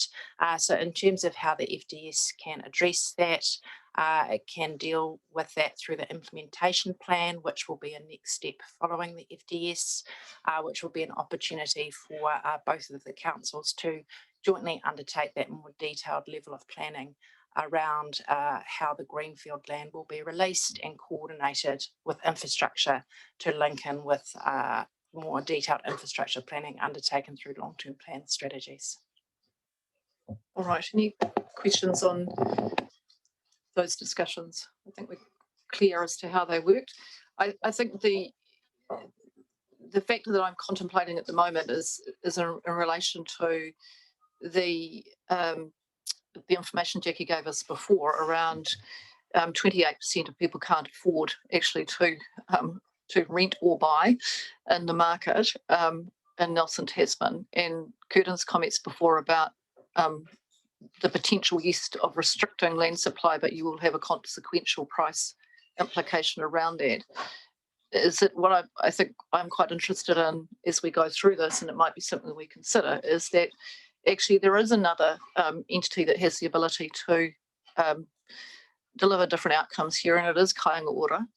And in fact, I'm very interested in whether Kāinga Ora is going to play a significant role in actually, in the affordable housing space in this region, because what we can see is that that is one of our big needs, and potentially that is a party that, given the objectives that are sought through the range of government policy statements, that they might wish to play a greater role in terms of enabling intensification and moving that further and faster to achieve some of the outcomes that we're seeking. So I just if we can just make a little note about that, Susan, to come back and consider whether we want to have a particular recommendation in relation to the role of Kāinga Ora and the Ministry of Housing and Urban Development at the same time, given we don't have all the tools here. All right, no further questions on the Greenfield Brownfield split. Jackie, thank you. A couple more things to add. I probably didn't make it clear enough at the beginning, although Curtin did allude to it. We didn't start with any particular percentage in mind for the Greenfield Brownfield split. I think some submitters thought that we had set the split and then found the sites to fall into place. Our starting point was to try and find as much capacity as we could through intensification.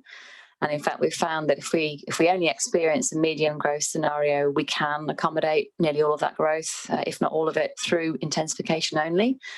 But in meeting our obligations under the NPSUD and making sure we have sufficient housing capacity in the next 30 years, as you know, we've also modelled a high growth scenario, and it's the extra demand for housing that causes us problems in terms of capacity. And that's why we do need some greenfield land as well. And I might just pass to Cam because, as I mentioned before, he's done a bit more work on the split itself between intensification and greenfield. You might want to just update on that, Cam. Thank you, Jackie. I'll just refer you all to page 195, table 3 of the attachments of the submissions hearing. This compares what we put out in the draft FDS document to what we've come through as kind of revisions based on the submissions and further analysis. So really the big difference was how we were considering the greenfield. So we were recommending some general reductions in the amount of greenfield land. There was also loss of capacity in the urban areas itself as a result of removing sites from significant natural hazards or subject to other constraints such as proximity to the airport and the N102 Rodo Street in particular. So there has been a slight drop, but we do have essentially just over 5,000 homes, which are essentially greenfield on existing zone land within both Tasman and Nelson available essentially now. A big portion of that is already infrastructure ready, I understand. So the likes of Richmond West, a lot of Marsden and Ngāwhatu Valley. So that, there's quite a lot of homes in those which are kind of ready to go now. And so that's really been the kind of big difference between the two. So minor drop-offs in kind of greenfield and new greenfield sites, as well as very small reductions in intensification, but relying a lot more on the existing zone land that you already have and have set aside for development to reach those numbers. It's probably also worth pointing out we have been optimistic in terms of the greenfield numbers. So we're assuming 100% uptake of greenfield land. So we've got these density assumptions. So we're probably overestimating the likely uptake of greenfield development capacity.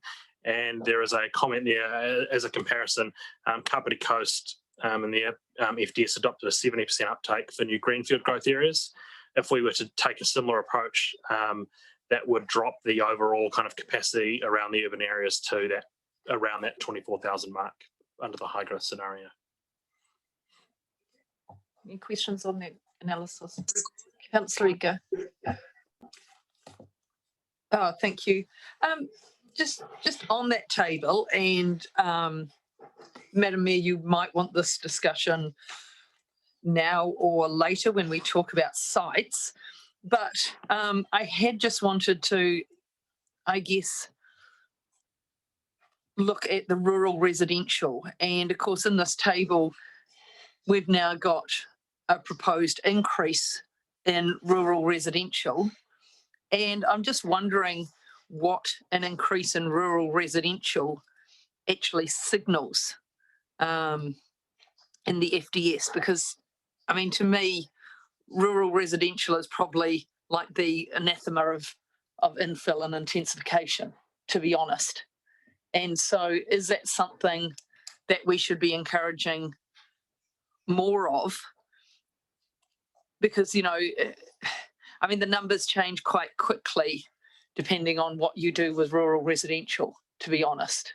So I just, and as I said, Madam Mayor, whether it's here or once we get to the sites, but I think it is an overarching discussion that isn't just site specific that I would like to have at some stage. I think we should do that now. I think it's appropriate. I think we'd sort of canvassed most of the questions on the greenfield, brownfield split. I've got the sense of that. So I think let's have that discussion now, given we've got the table there.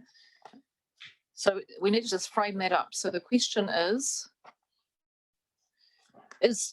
well, I guess is rural residential, well, no, I think, as I said, should we be signalling rural residential as a positive land, development model that we want to support and encourage? Right, so and where that sits alongside us trying to support and encourage infill and intensification. Right, and then that should be in the context of the NPS as well, and in the context of what we're trying to achieve through this FDS. Jackie.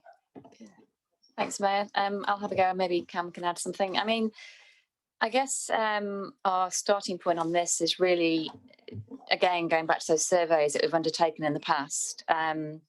The community track surveys that we have done in the past of households in Tasman have also revealed very strong support for lifestyle blocks. It is something which we talked about during the last FDS as well. It's possibly a slight difference between Nelson and Tasman. A lot of people do come to Tasman for the lifestyle blocks and maybe not so much for Nelson.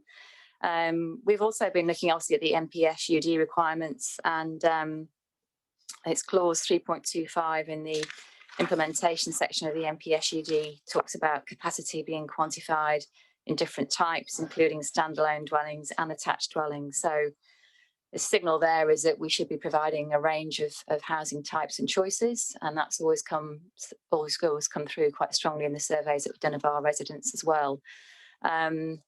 So I guess that was the reason for proposing a range of different housing types. I think the small increase in the rural residential housing is due to some sites being removed and some new sites coming in. There's a couple of sites which we can talk about later where we've effectively expanded the rural residential area, and one of those is near Motueka, and there's a little small increase near Pigeon Valley as well in Wakefield, and then there's a St Arnaud site which was rural residential as well. So I think that's why there's a slight increase. The reason for the rural residential site near Motueka is because we're really providing very little capacity otherwise in Motueka. It's heavily constrained as a town in terms of highly productive land and natural hazards, and it's our most popular place in the district to live according to our housing preferences survey, and it's the place where we actually provide least capacity and have been doing for some time because of those constraints. So that's why we sort of recommended increasing that rural residential area to try and give Motueka some more opportunities really. And if Cam have anything to add? Probably more as a kind of philosophical point. I'm aligned to Councillor Eaker's thinking personally. There are some benefits, I think, in terms of some rural residential, in that it provides that different lifestyle housing choice, so which is a requirement of the ETS, but it also, and this is possibly a bit more kind of anecdotal, but there's that idea of it frees up different options where people may leave the city and free up that site for development as well, if they've got that kind of other option to kind of move out, if they still want that space and they don't like the idea of intensification and those types of things. So there is some trade-offs, although I wouldn't put much weighting on that, but there is clearly some appeal to rural residential living based on the housing preferencing surveys we've seen. So we have tried to accommodate that. I guess I have a follow-up question then, and look, it's probably in here somewhere. Can someone remind me what's our current, not as in the current draft FDS, but what's our current split or availability of rural residential? Because I guess I'm going, do we actually have a need for more? As a growing trend, or, because we have talked about the ability of, people to be able to, sell or move out of properties, move down, et cetera, that provides opportunities for other people. So, I know neighbours I had in Richmond, a lot of those had moved from the larger lifestyle blocks into now then a smaller standard standalone block. And so, there is that turnover because probably can't say it because my father's still on a lifestyle block and I'm not allowed to say his age in public. But, traditionally, typically, as you get older, you might want less land to have to manage. So isn't there enough existing, or is there enough existing that we don't actually need to grow rural residential? And I guess, I come back to signalling as well, and we did talk about choice, and we saw a lot of people are saying they would choose to have a standalone over intensification, but we're actually going, we believe we need to intensify, and people will have to make some choices, and some of them might be slightly harder choices. And so could the people who want rural residential also be required to have some slightly harder choices? I'm not taking it away from them, but I'm going, what's our current stock and availability? Do we really need to be offering more? So through the Mayor, I don't have that split to hand. I can try and look back at our housing and business assessment and see if I can get that for you, but I can't do that right now. But one thing that did just come to mind is the housing preferences survey was income constrained. So it first of all asked people where they would like to live, and then when it factored in the price of the house and their income, it told them where they could live. And there was a large proportion of people who couldn't afford to live in our urban areas because they couldn't afford the housing. And so they were pushed into rural Tasman, which is where a lot of our rural residential housing is, which is unserviced, because we can't service obviously the whole region. So there is quite a proportion of people who cannot afford to live in our urban areas and therefore can only afford the lifestyle blocks, or not the lifestyle blocks, but the rural housing in the unserviced areas. So yeah, I think my final comment is though is, yeah, so I'm not taking away rural housing, I'm taking away lifestyle blocks. Well, I'm not taking them away, sorry, I'll correct that. So yeah, so my question is, you know, because lifestyle blocks are typically not an affordable housing option, whereas rural living might be considered that. And yeah, so again, yeah, it might require looking at the HBA, but yeah, do we actually need more rural residential? Right, I'm going to go to Curtin. He's got his hand up, so hopefully you've got your hand up for this discussion, Curtin. Yeah, so certainly take direction, but I wondered if it's useful to have some discussion of the population growth forecasts and the HBA, or whether that's relevant for, you know, the extent to which the rural residential is a touch point. But happy to take that later if that's. Well, if you think it's, I'm just looking at my list of what we're going to cover off, and I can't see that in my list. Where, Jackie, is it on there? it's number 4 actually. Growth Oh, it's next up. Oh, projections. Yeah, so perfect. it's Okay, that's fine. yeah. There's overlap, yeah. Right. Okay. So well, we're getting to that conversation, I think. So let me just get it. I've just got a couple of other hands up in the chamber. So Curtin, I'll just go to Councillor Mailing, and then I might come back to you. Anyone else has got any commentary? Councillor Mailing. Well, I look at these figures, and rural residential 4% with a slight increase 5%. So it's a small amount when you compare it with intensification and infill, which comes to 48%. The other thing, and I took Inga up there, up Pigeon Valley, where there was no issues with the environment. And that's a good example of where we've got lifestyle blocks that are going to end up rural residential. So rural residential is much smaller than a lifestyle block. Lifestyle blocks are 24 acres down to 6,000 square metres roughly, where you can run a couple of cattle beasts, a few sheep, whatever you do, or a pony. So rural residential is actually a lot smaller than a lifestyle block. So I think that's something to bear in mind. The other thing is, and we look at the area behind Mahana, the old forestry areas, where we're not providing any infrastructure at all, and they are rural residential as well. So they have a couple of big water tanks, they collect their water from the roof, and they run a fancy septic tank wastewater system that costs them a lot of money. It's not cheap housing, but it's a different lifestyle, and it does free up housing in other areas. So, and it's not valuable land. This old forestry land, it's clay. You have to import your blinking topsoil because it's just lumps of clay where they've removed the stumps. Not ideal to me, but people want to live in these areas. They get a nice view out towards D'Urville Island, and they're all on the tops of ridges. So I see it meets a need.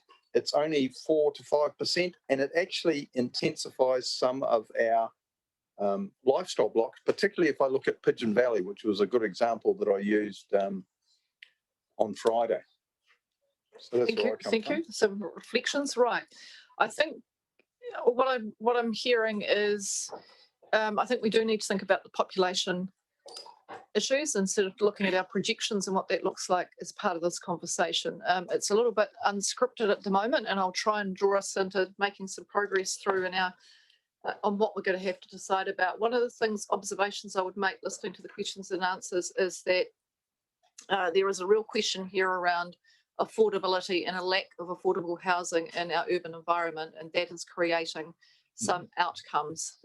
We need to really acknowledge that, and that comes back to my earlier points before around the role of kāinga ora and the issue about actually what type of housing do we need when it comes to affordability. And I think we've made some observations in the officer's report around that and some recommendations. So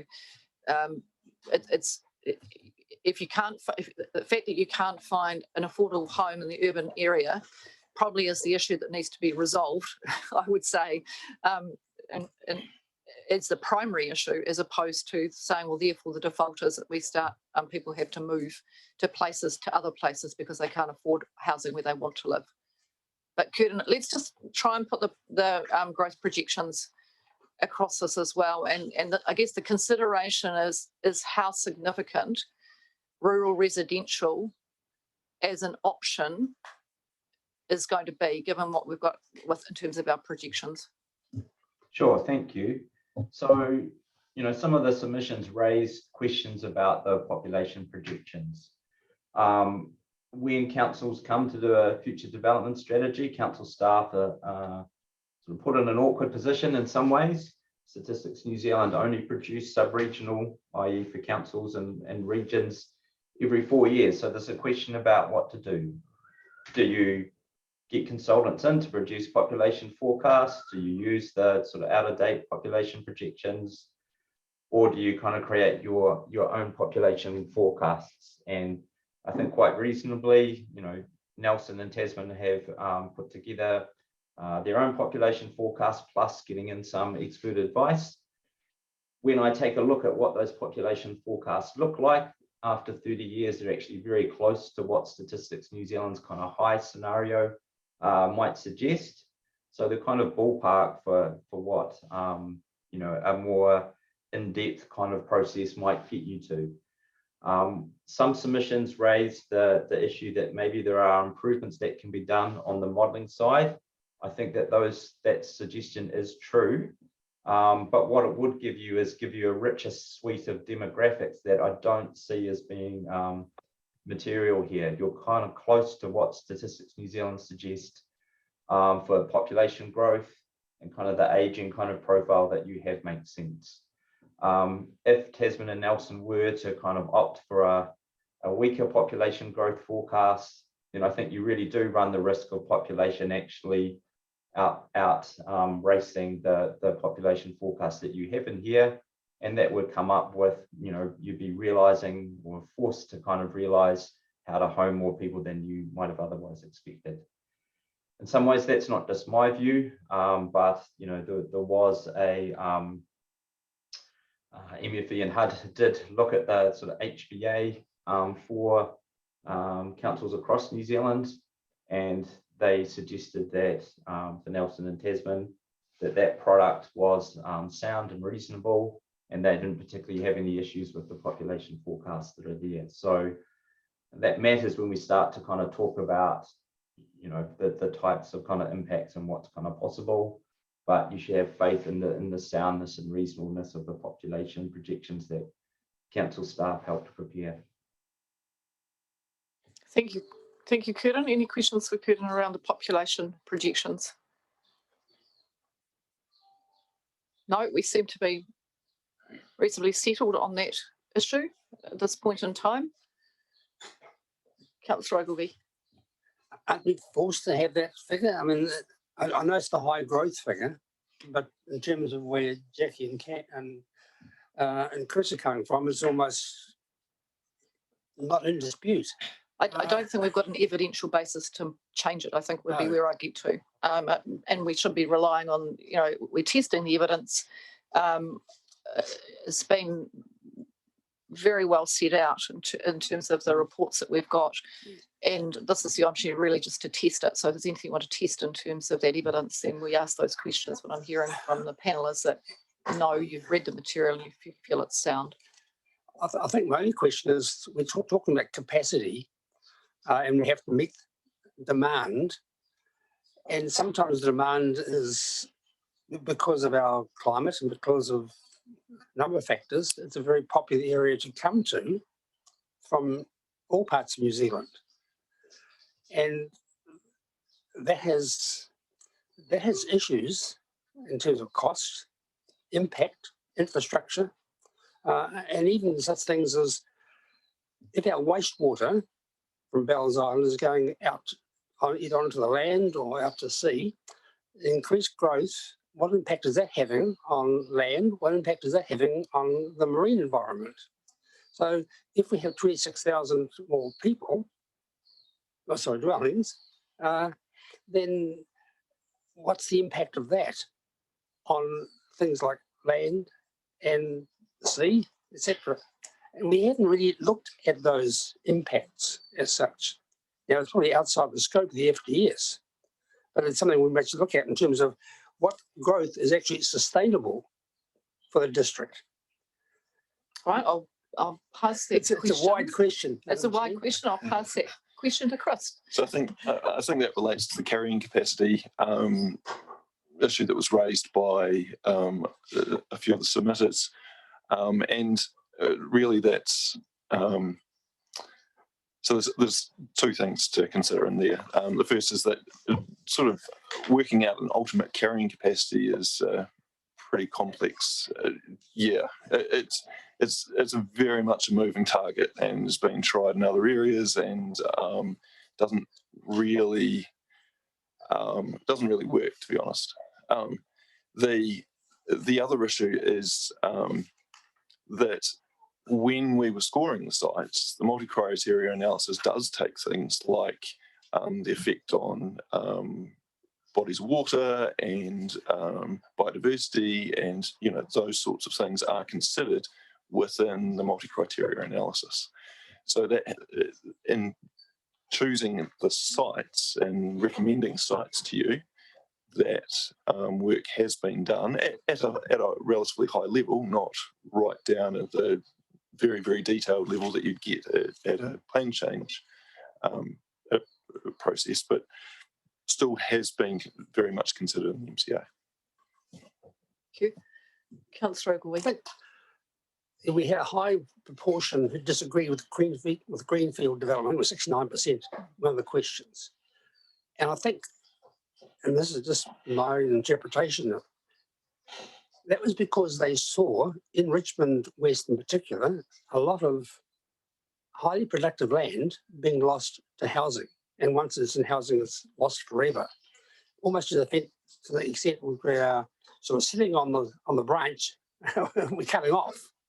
And there's a lot of, where is food production going to come from if we lose all that food producing land? So I think that's part of the issue as well.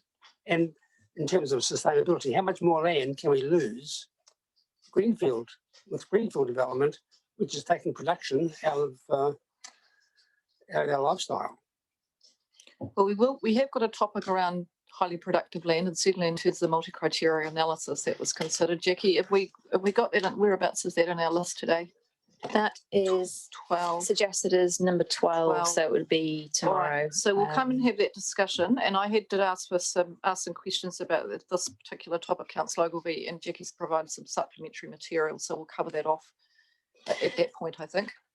Yeah, my only caveat to that would be actually that Mirka, who is online today, can't be online tomorrow. She's giving evidence. So if you do want some specific feedback on productive land, you might want to ask Mirka while she's here. But I might just add that this FDS has tried to avoid highly productive land through the multi-criteria assessment. We do have some sites in the draft FDS that are highly productive that were in the last FDS and therefore now being proposed for rezoning. But otherwise, highly productive land was seen as a no-go constraint, and the site was taken out at the first sieve, as it were. All right. Well, we may go to Mirka in a moment. I'll just try and finish this section if I can, and if we've got time before lunch, we might actually cover off that topic. Any other questions on the growth projections?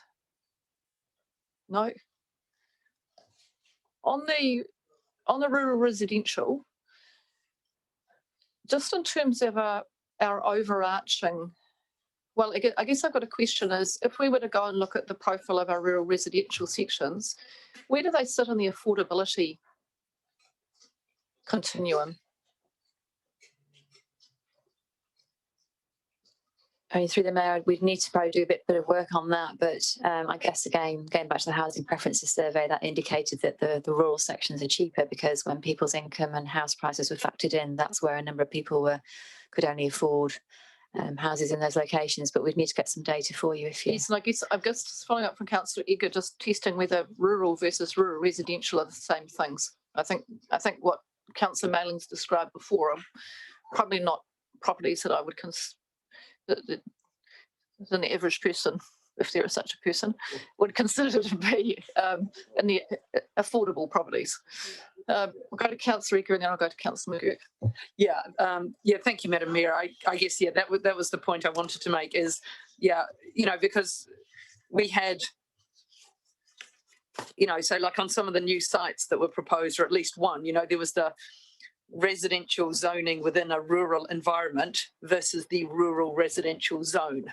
And the rural residential zone are the large lifestyle blocks. So, if you're considering them differently, then please clarify. But from the analysis and the table on page 195, to me, they do seem to be quite different. And so, for me, having residential zoned land in a rural area, good. Rural residential, I need to understand more why we need more of that. What's our current availability or capacity? Do we need to grow that when we have existing rural residential? We know that there is often a stage where they will become sections where people maybe find them too hard to manage because of age or other factors in their life, and so then shift down. So it feels like there is a revolving stock of rural residential versus the rural residentially zoned land within a rural environment, however you want to, they're very different things. And so, I need to have information on the rural residential zone. Jackie?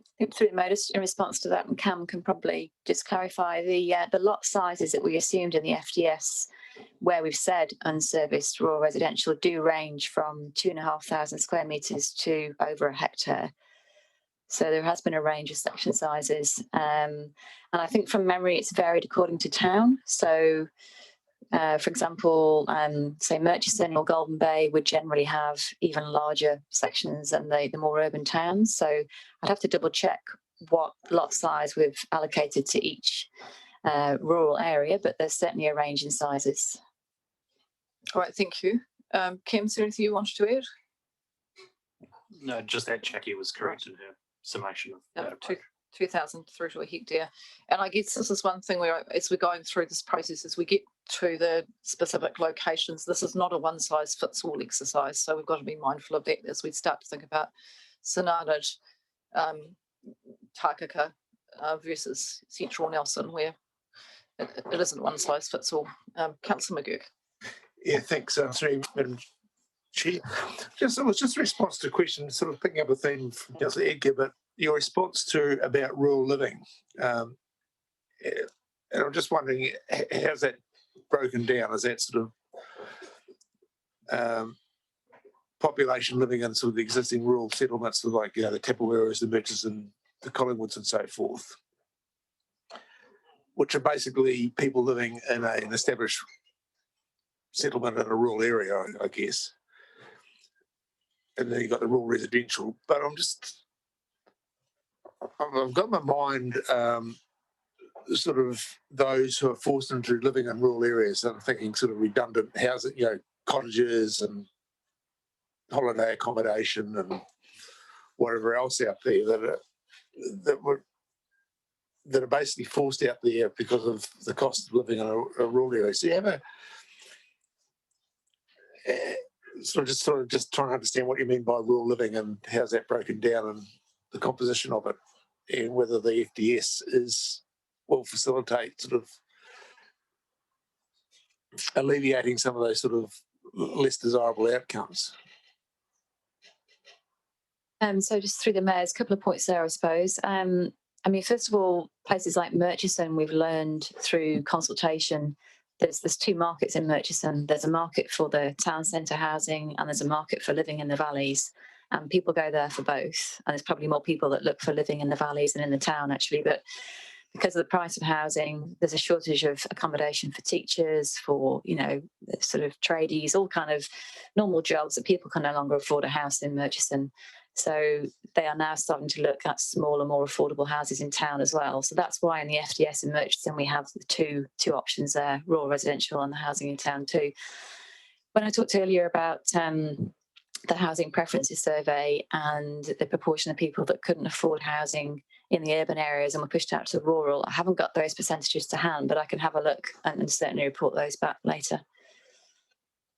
Yeah, because I think there's sort of some wider considerations, those who are forced out there because they can't afford it. But, you know, this assumption, and it is an assumption, is that they're distant from employment, they're distant from things like education and just basic services like, you know, supermarket or food, and just services, you know, going to the doctor or whatever.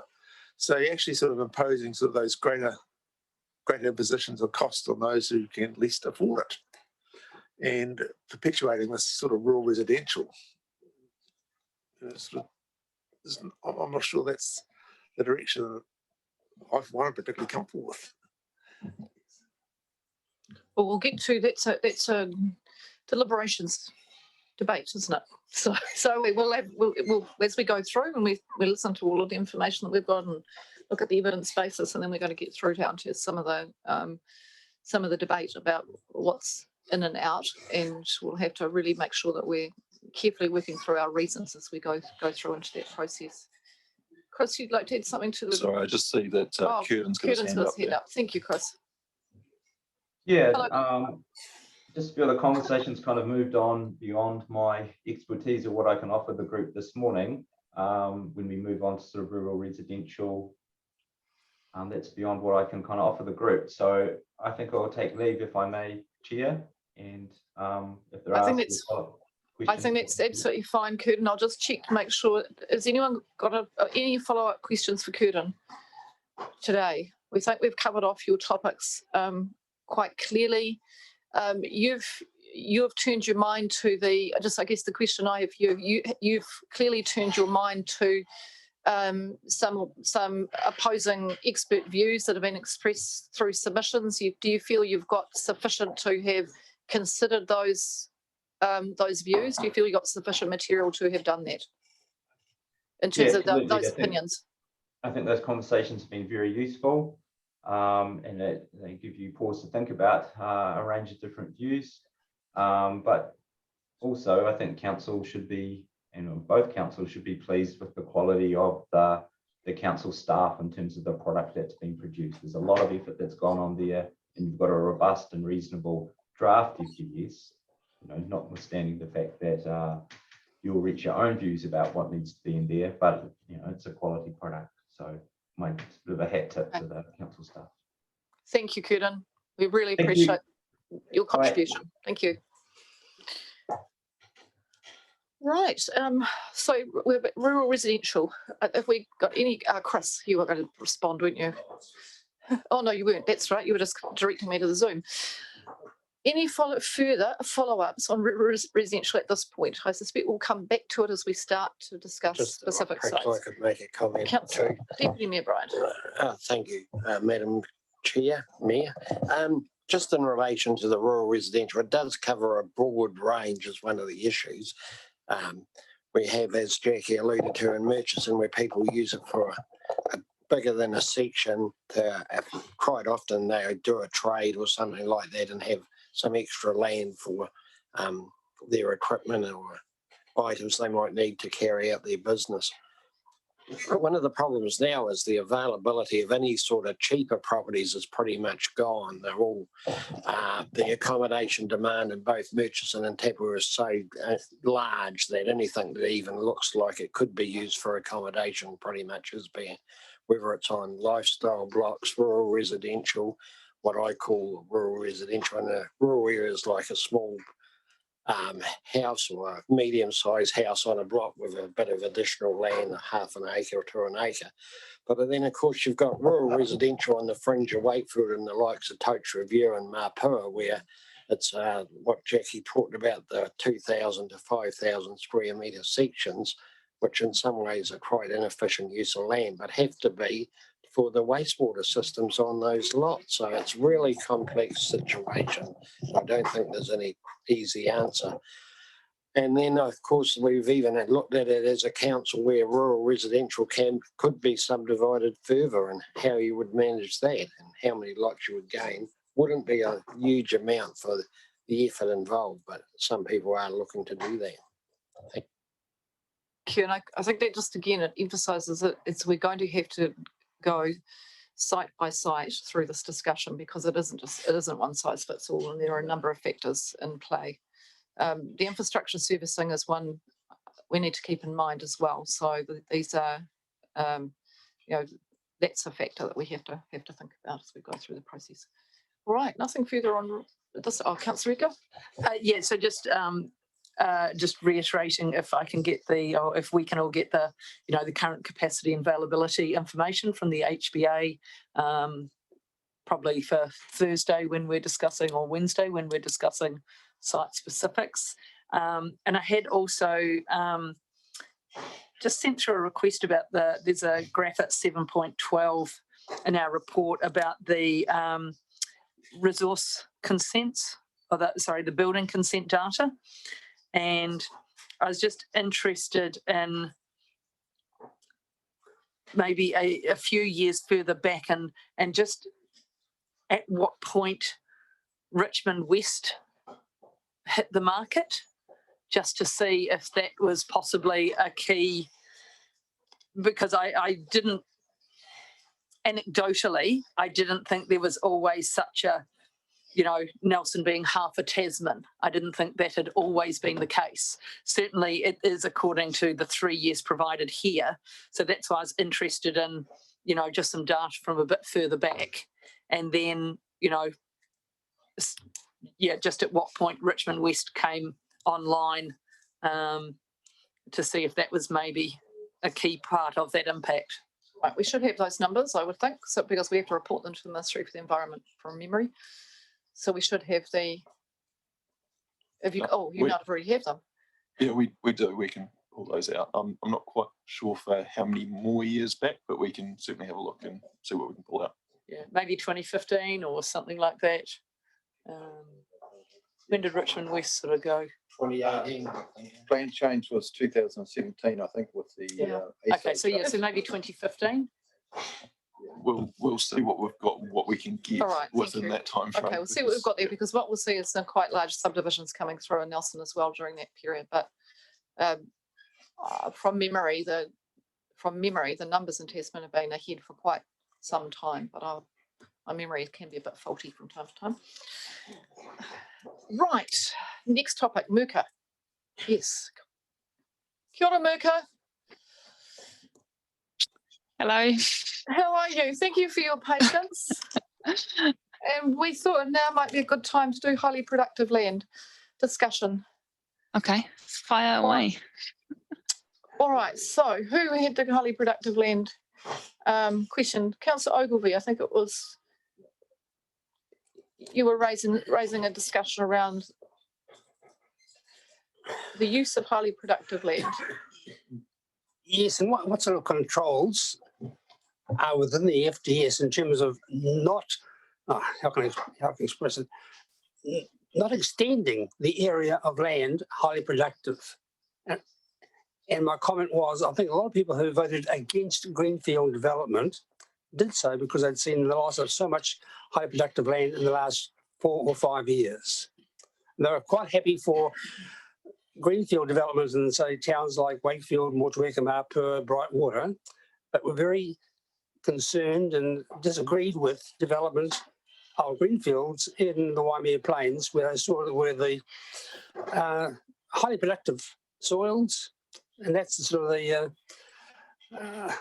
the food box of the district in lots of ways. I'm not. So, what is the question? Was there a question here? David?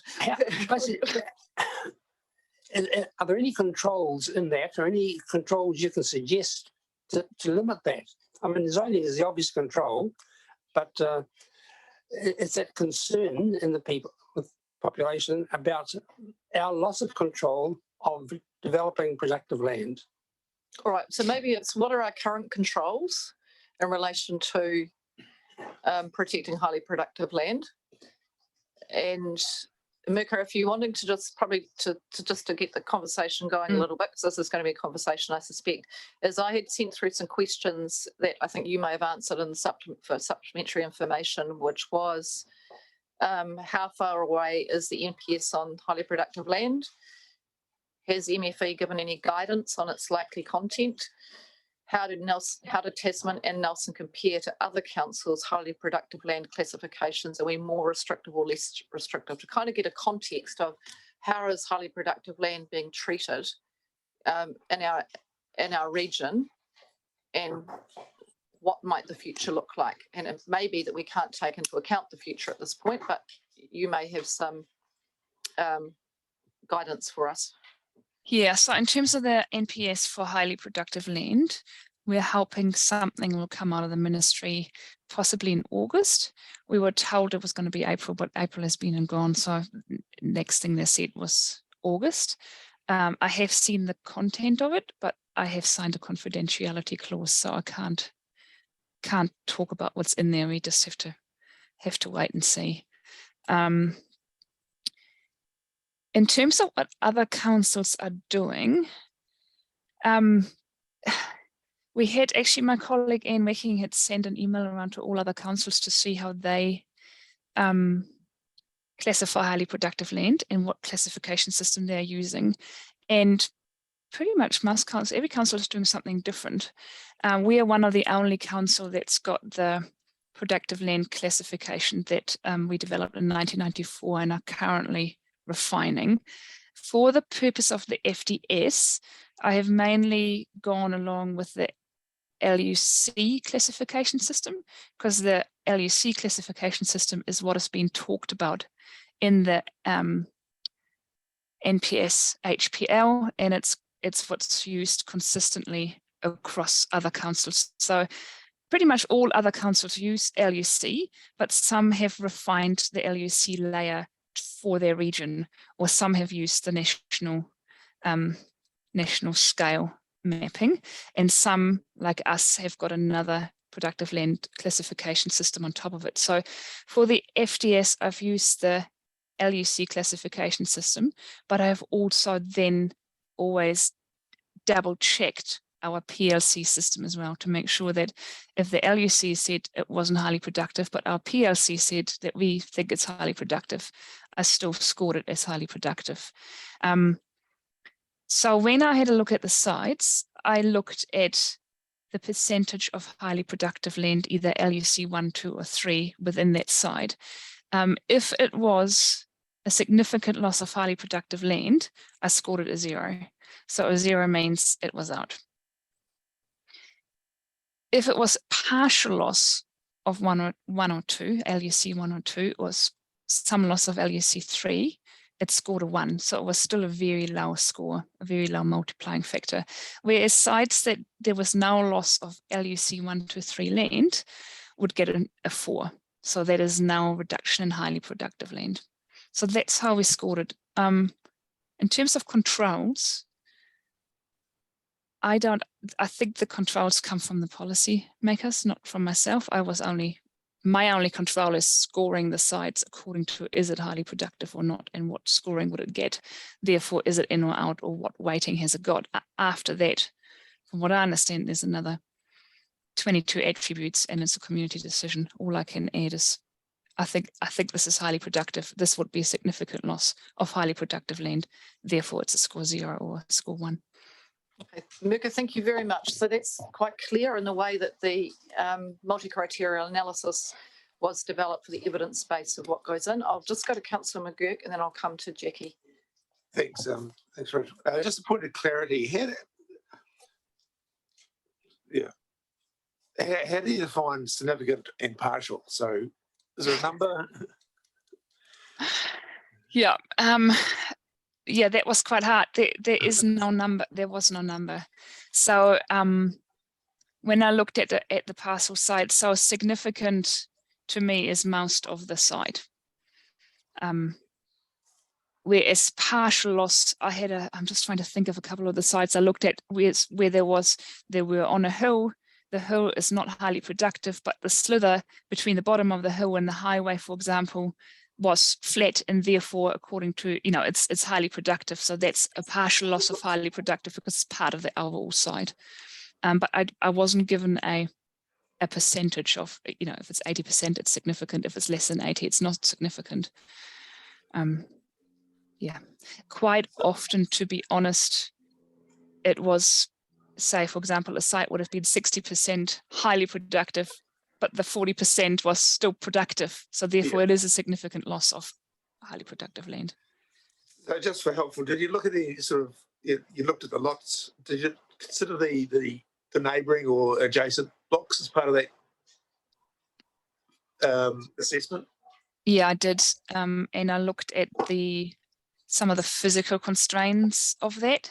I'm just trying to recall, there was a site, I think it's in Brightwater. It's classed as LUC1, highly productive, but it's wedged between a river, a highway, and a township.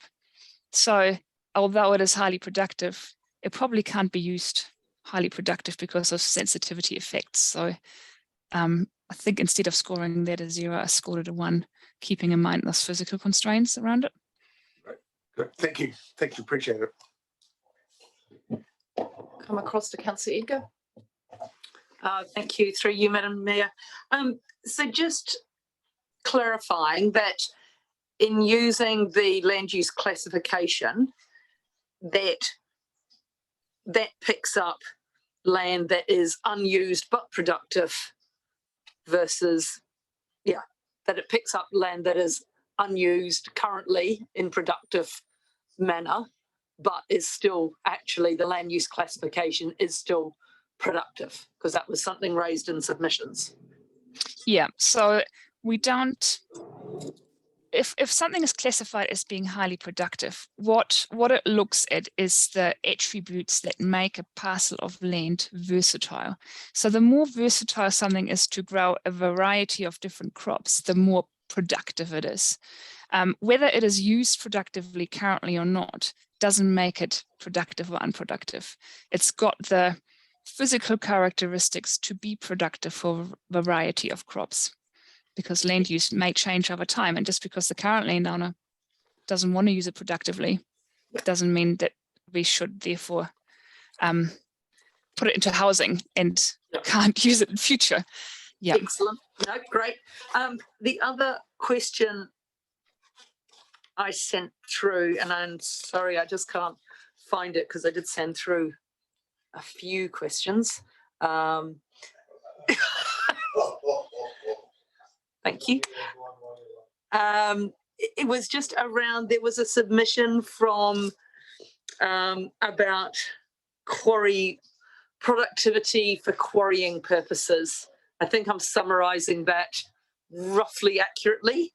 And the submitter made the comment that gravel is needed to help with the with housing, and so therefore that land should be classified as highly productive.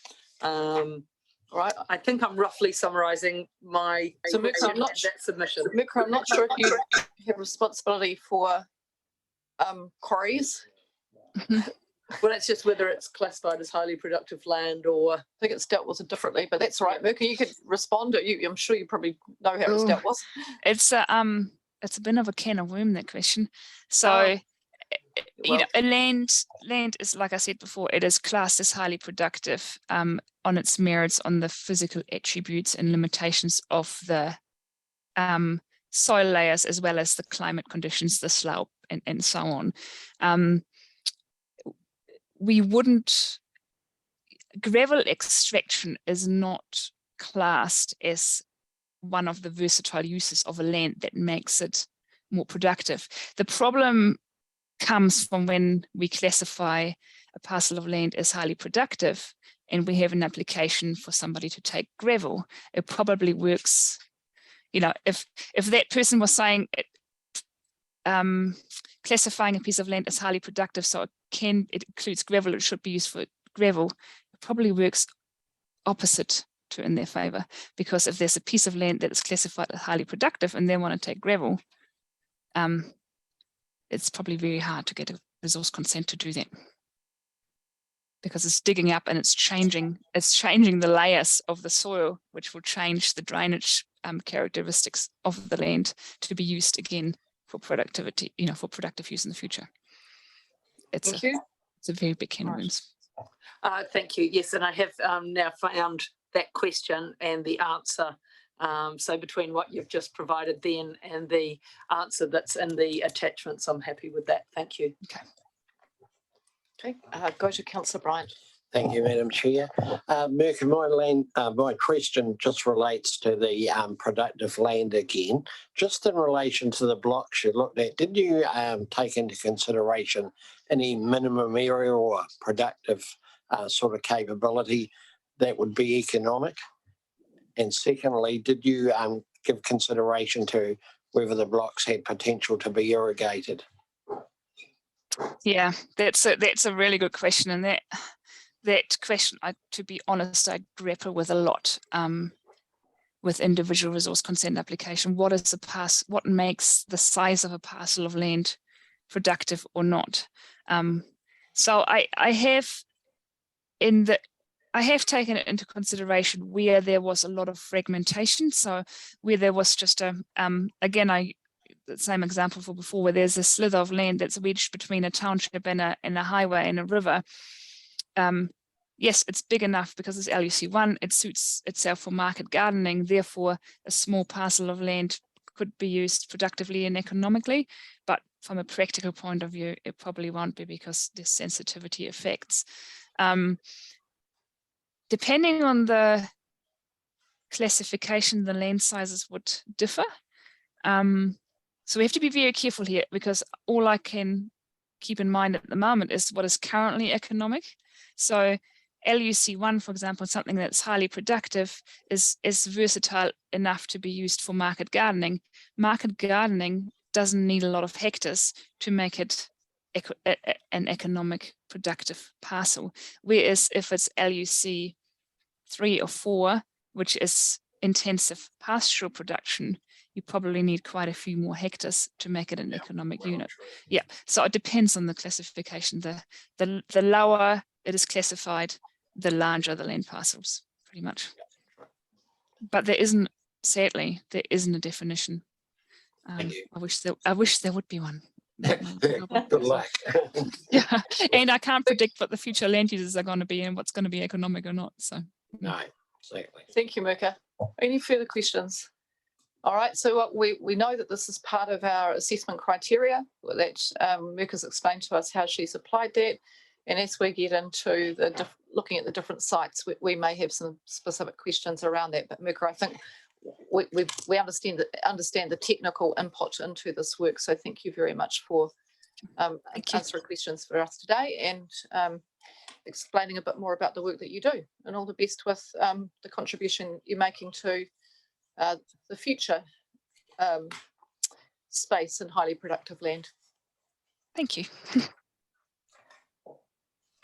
Okay, we've got half an hour before we break. What would you like to do, Jackie? MCA, would you like to get that? Can I just clarify one thing just in relation to the highly productive land and the MCA? So if it's scored a 0 or a 1, so if it was a lot of highly productive land or partly highly productive, then it was ruled out as a no-go constraint, just to make that clear. The only sites that were added back in were 2 employment sites, one in Brightwater and one in Wakefield, because we felt there was probably a need for more employment land there. And the other sites that originated in the 2019 FDS that were reassessed and are currently being proposed for rezoning. But otherwise, highly productive sites were ruled out. Ruled out. Okay, thank you. That's helpful. Now, in terms of helping us with our deliberations, do you think the next logical thing to do is to actually go to the multi-criteria analysis framework, or would you like to go to building height? What would be the most useful thing? Or is there something that we could deal with quite quickly? Probably MCA might be a bit quicker, do you think? Yeah. Yeah. All right, well, let's have a Yeah. go at that one. So we'll let you introduce that topic. Okay, That's topic 12. Yeah, can do. Yeah. So we've already discussed one factor. Cam, feel free to chip in. We're going to talk about the multi criteria analysis. So in relation to the submissions on this, a lot of them were actually quite specific, and the report deals with them at pages 24 onwards. We've tried to draw out some of the specific issues that were raised, such as the MCA being questionable, that when unweighted and weighted site scores were compared, there was little difference. That very few of the criteria reflected the National Policy Statement on Urban Development's objectives. You can see them all listed there. On the other hand, some submitters found that the MCA was very sound, and Waka Kotahi agreed that the MCA does emphasise the importance of accessibility by public and active transport. So as we talked a little bit already this morning, we had approximately 22 different assessment criteria that we assessed each site against. And we also assessed every new site that was proposed through submissions against exactly the same criteria, and the same staff were involved as well. And it was obviously quite time intensive, involving a lot of experts in that exercise. Now, I probably won't go through each sort of submission point that was raised in detail, but we have responded to some of those criticisms that were raised in pages 27 and 28 of the officer's report. I mean, we disagree that the weightings have made little difference. What the MCA process has shown is that the weighting that was applied to accessibility, for example, and to servicing of sites has indicated that the intensification sites rank a lot higher than some of our greenfield sites. Yeah, we had specific criticisms about the weighting that was used, and that the criteria didn't reflect the NPSUD, but what we have to remember is that the criteria were developed from a broader range of objectives from a number of national policy statements, not solely the National Policy Statement on Urban Development. I think it's probably fair to say that the report provides enough analysis of the points that were raised. We did have a submitter who felt that 3 highly productive areas had been ranked as the highest for development, but in fact that's not the case. As I mentioned before, it was a no-go constraint if they scored 0 or 1. So 2 of those 3 sites were actually knocked out immediately. The one site that did go through T115 was because it's currently zoned for developments already down in Low Queen Street and has development proposals for that land and is surrounded by commercial and residential development already. So that's a bit of a sort of some broad context. Cam, did you want to add anything else about the MCA? Just from our approach with the project team, and this came back to the issue of how much can we reasonably get out of intensification. I think ideally the MCA was probably, it was not the sole factor in determining whether a site was in or out. It was to provide an indication. If we had significantly more capacity from the sites we assessed, it would have played a much bigger role, I think it's fair to say, but we lost a lot of potential capacity through those no-go constraints. So significant natural hazards, highly productive land. So in all the sites we assessed, there was about 30,000 potential homes that were just a straight no-go constraint. So we started to get quite tight in terms of the overall number of options that we could consider for achieving that 24,000. So this really provided a way to kind of look at the sites, especially at the margin, in terms of what was kind of more appropriate. And in terms of that weighting issue, providing more weighting around that accessibility criteria, to do that would essentially kind of invalidate the rest of the criteria because it would just essentially be the only determining factor. So it was an important need to kind of not set any kind of weighting particularly high to essentially nullify the rest of the MCA analysis. So we did look at the impact of if we gave that a much higher weighting, and essentially we found it just kind of distorted the picture and didn't give a fully accurate representation of how sites performed against a much broader number of criteria. Anything further to add? It's quite a broad topic. looking for at the screen. Not just, is there anyone, there's no one on the screen at the moment who's going to be offering officer advice on these subjects, is there? No, that's right. Just wanted to check that. Councillor Rico. Thank you.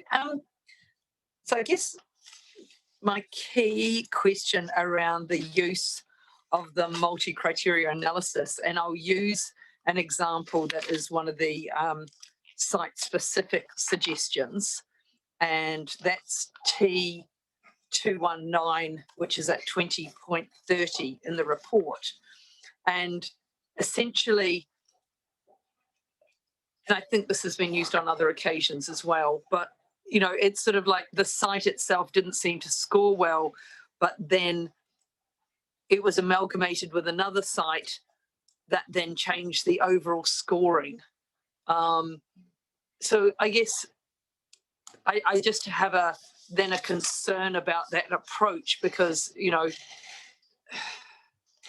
yeah, I guess I need an explanation on the use of that, use of the MCA in that type of approach. Yeah, so looking at that example you've given there, they weren't amalgamated. Site T219 is adjacent to site T181, and they were assessed separately. What the report says is that one didn't score as well as the other, even though they were next door, because there was different factors at play, including terrestrial ecology, biodiversity, and the impact on life sustaining quality of natural resources. So we were clarifying why there was quite a different ranking of those two sites, even though they're adjacent. No, that wasn't my question. I thought 20.30 mentioned, yeah, but the two sites together could be included in the FDS with the actual boundary of the site to be determined at the rezoning stage. I thought you'd done another assessment, essentially, of the two sites together, but no, not correct. No. Oh, okay, right, thank you. Yeah, I thought that the MCA analysis had changed if you put the two together. That's what I was wanting to check based on my interpretation of what you'd said there. Okay, great. Good clarification. Right, any other questions on the MCA?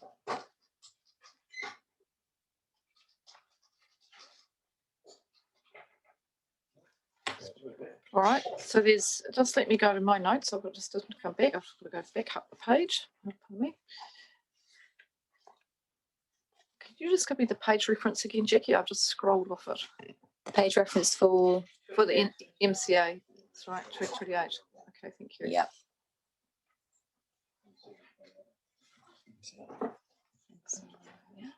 That's right, back up here.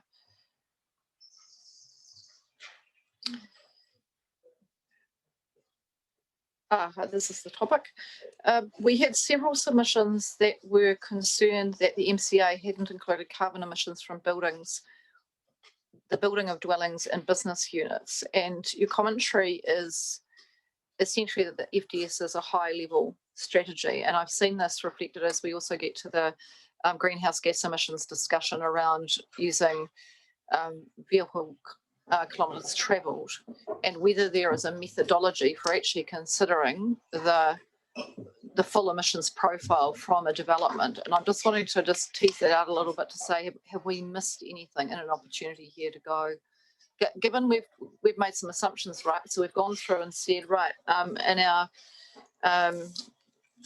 our G, what were they? Our G1s to 7s, we've made some assumptions about topography, about housing topography, right? So we should be able to make some assumptions somehow about actually the issue of greenhouse gas emissions from construction. So I'm just wondering how we address that broader understanding of, it's a crossover between the greenhouse gas emissions one and the MCA essentially. It's quite an interesting point in a very live discussion with the kind of emissions reduction plan coming out. There's some slightly counterintuitive things as well. So essentially the lowest kind of emission form of development is essentially a timber detached home. More intensive forms of housing use concrete and steel and stuff, so they actually have higher embodied carbon. So there's actually a trade-off where, while on the one sense we're trying to encourage intensification, but the actual construction of that might actually have a greater emissions profile. The trade-off is in kind of like long-term transport issues. So it's not necessarily an easy, oh, well, all the greenfield areas will have a higher emissions profile from building, because they actually might not. So it's probably not necessarily conjoined. We've recently discussed this issue with Kāinga Ora with their sustainability team.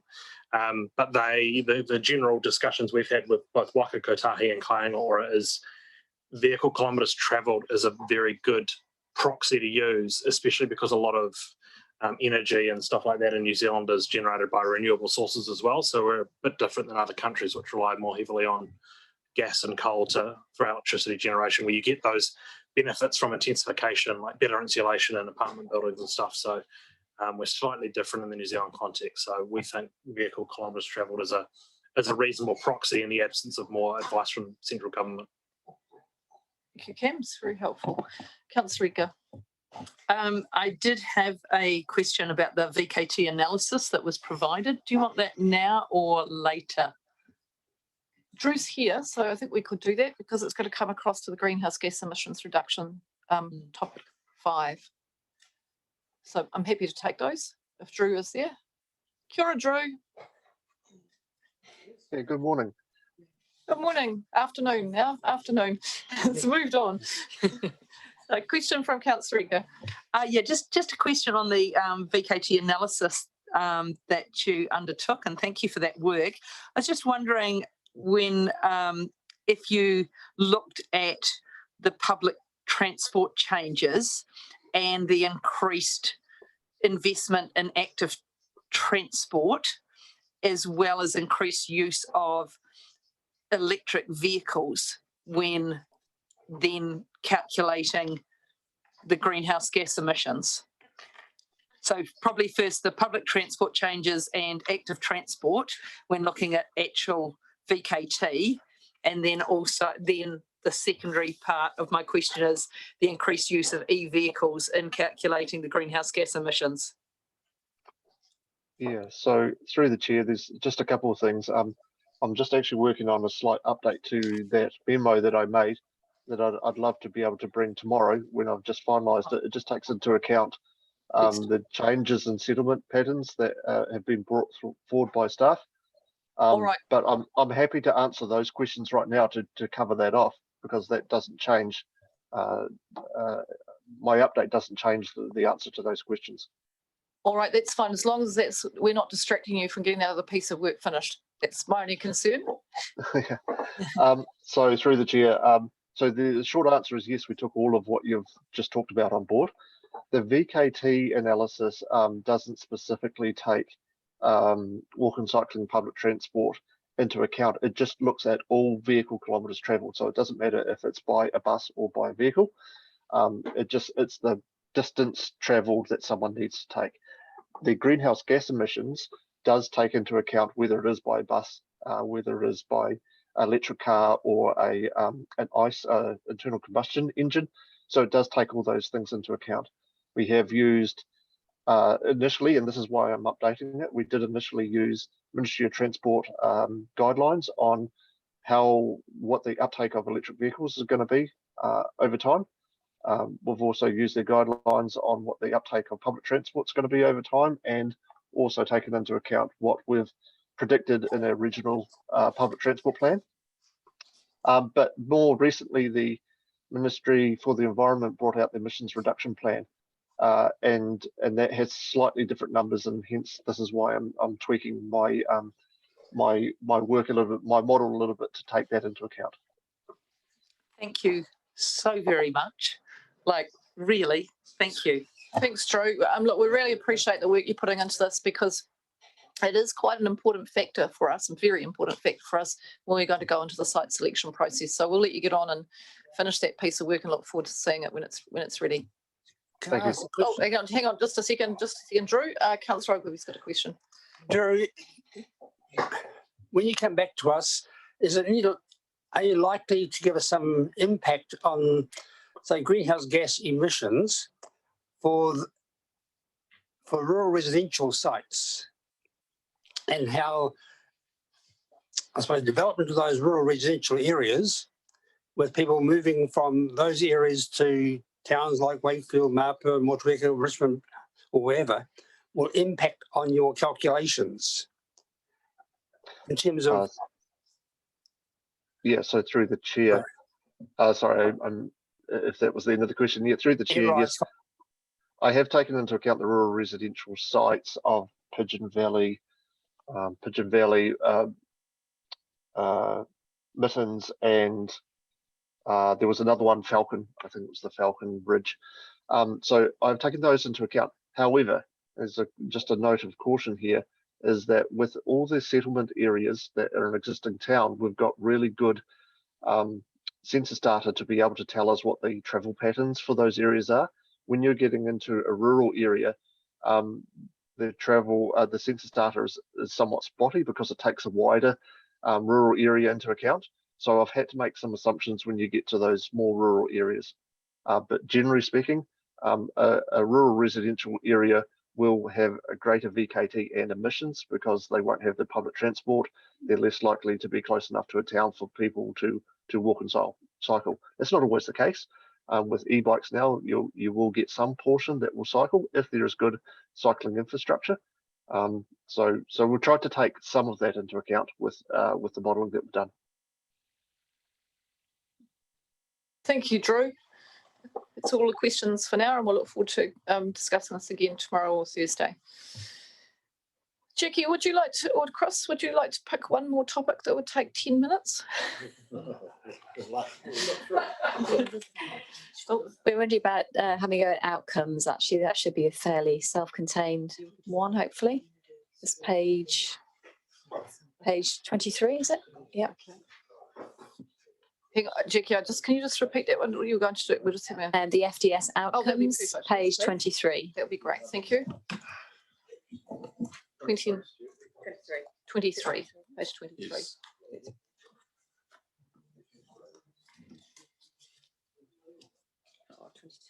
Oh, is it 22? 22, actually, sorry. Sorry, there's a... Yeah. When you're ready. All right. Thank you. Well, we've got 8 minutes. Fantastic. So one of the key things that was very clear with the outcomes and the response from the submitters, in particular to the outcomes, was there was a little bit of confusion about how to treat them, and there was a range of ways that people responded to them. So there was submitters that responded in the way that we expected, treating the outcomes as essentially an aspiration of this is where we want to be, or want to get to, if you like. There were some who disagreed with the submissions, with the outcome, but then in the text of their response, it was pretty clear that actually they supported the outcome, but they were responding on the basis of, is the outcome what we're achieving now, or does the FDS achieve that outcome in itself? So there was a range of responses along those lines. And we provided, there's an example of that provided in the table there in that section. I think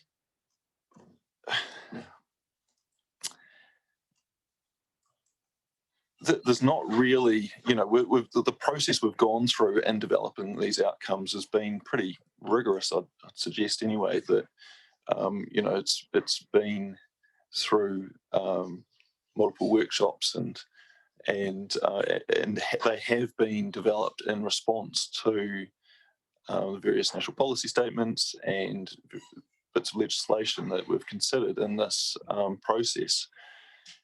So I'm not really sure there's too many options to go and make wholesale changes to them at this stage. The one change that we are recommending is, and it's in response to a suggestion from the Nelson Tasman 2050 submission, is that a clearer term to use would be objectives rather than outcomes. And in hindsight, that may have been a little clearer to people. At the same time, I don't think the confusion has gone and skewed the results that as we've been able to go through and look at the written responses to each of them and determine whether or not people are supportive of them. Thank you, Chris. Right, any questions, Chris? Clear on? No questions on that one? And I think you've, oh yes. Got to be quick, Councillor. Sorry, go.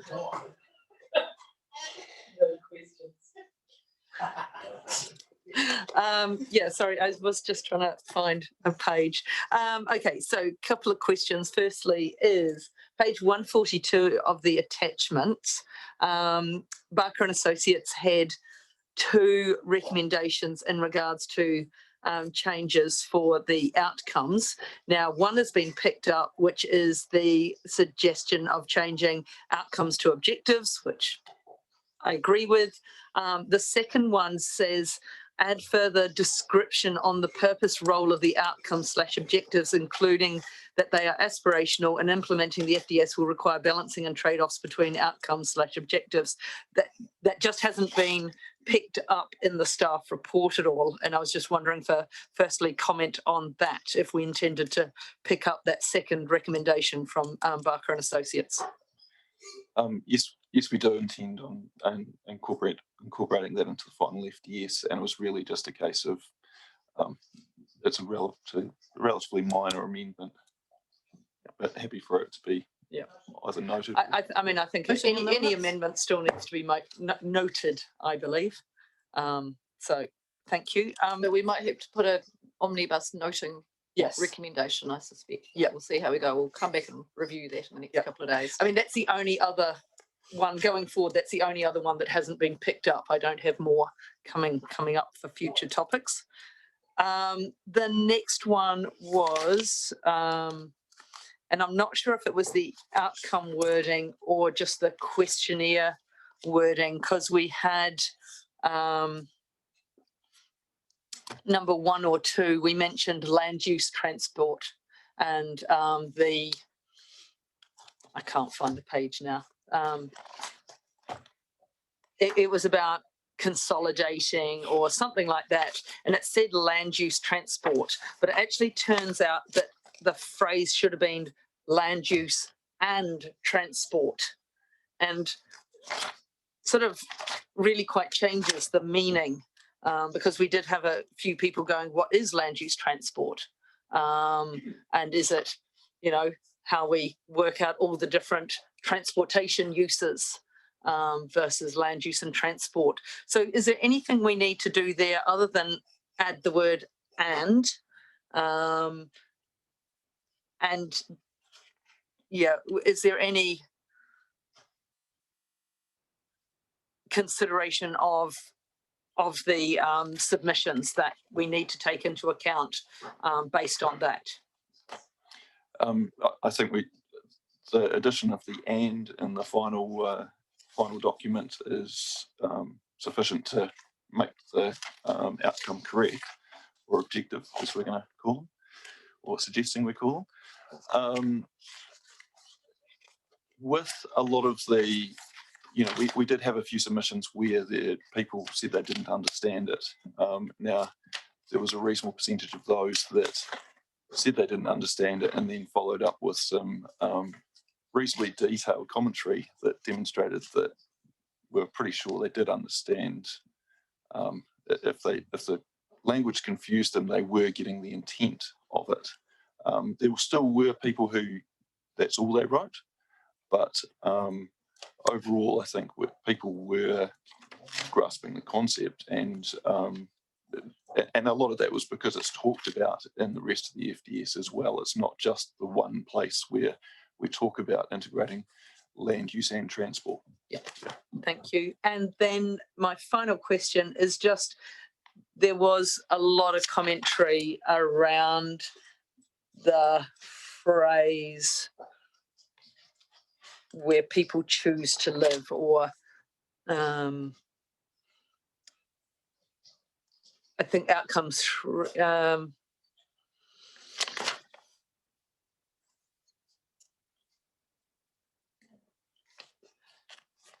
trying to find the question. But it was, yeah, it was one of the outcomes that did have a lot of comment, and it was just around that, you know, that choice element. To help us with that one, Chris? Yeah, sure. I'll Yes, pass over to Rachel. Rachel. So that outcome was essentially a simplified version of the policy directive in the NPSUD, and specifically policy 5, which is really directing enabling heights and densities relative to demand in a particular location, as well as providing policy 1, which talks about providing for a variety of housing types. So does the wording in our outcome, do you think, sufficiently provide that, or, you know, demonstrate that intent?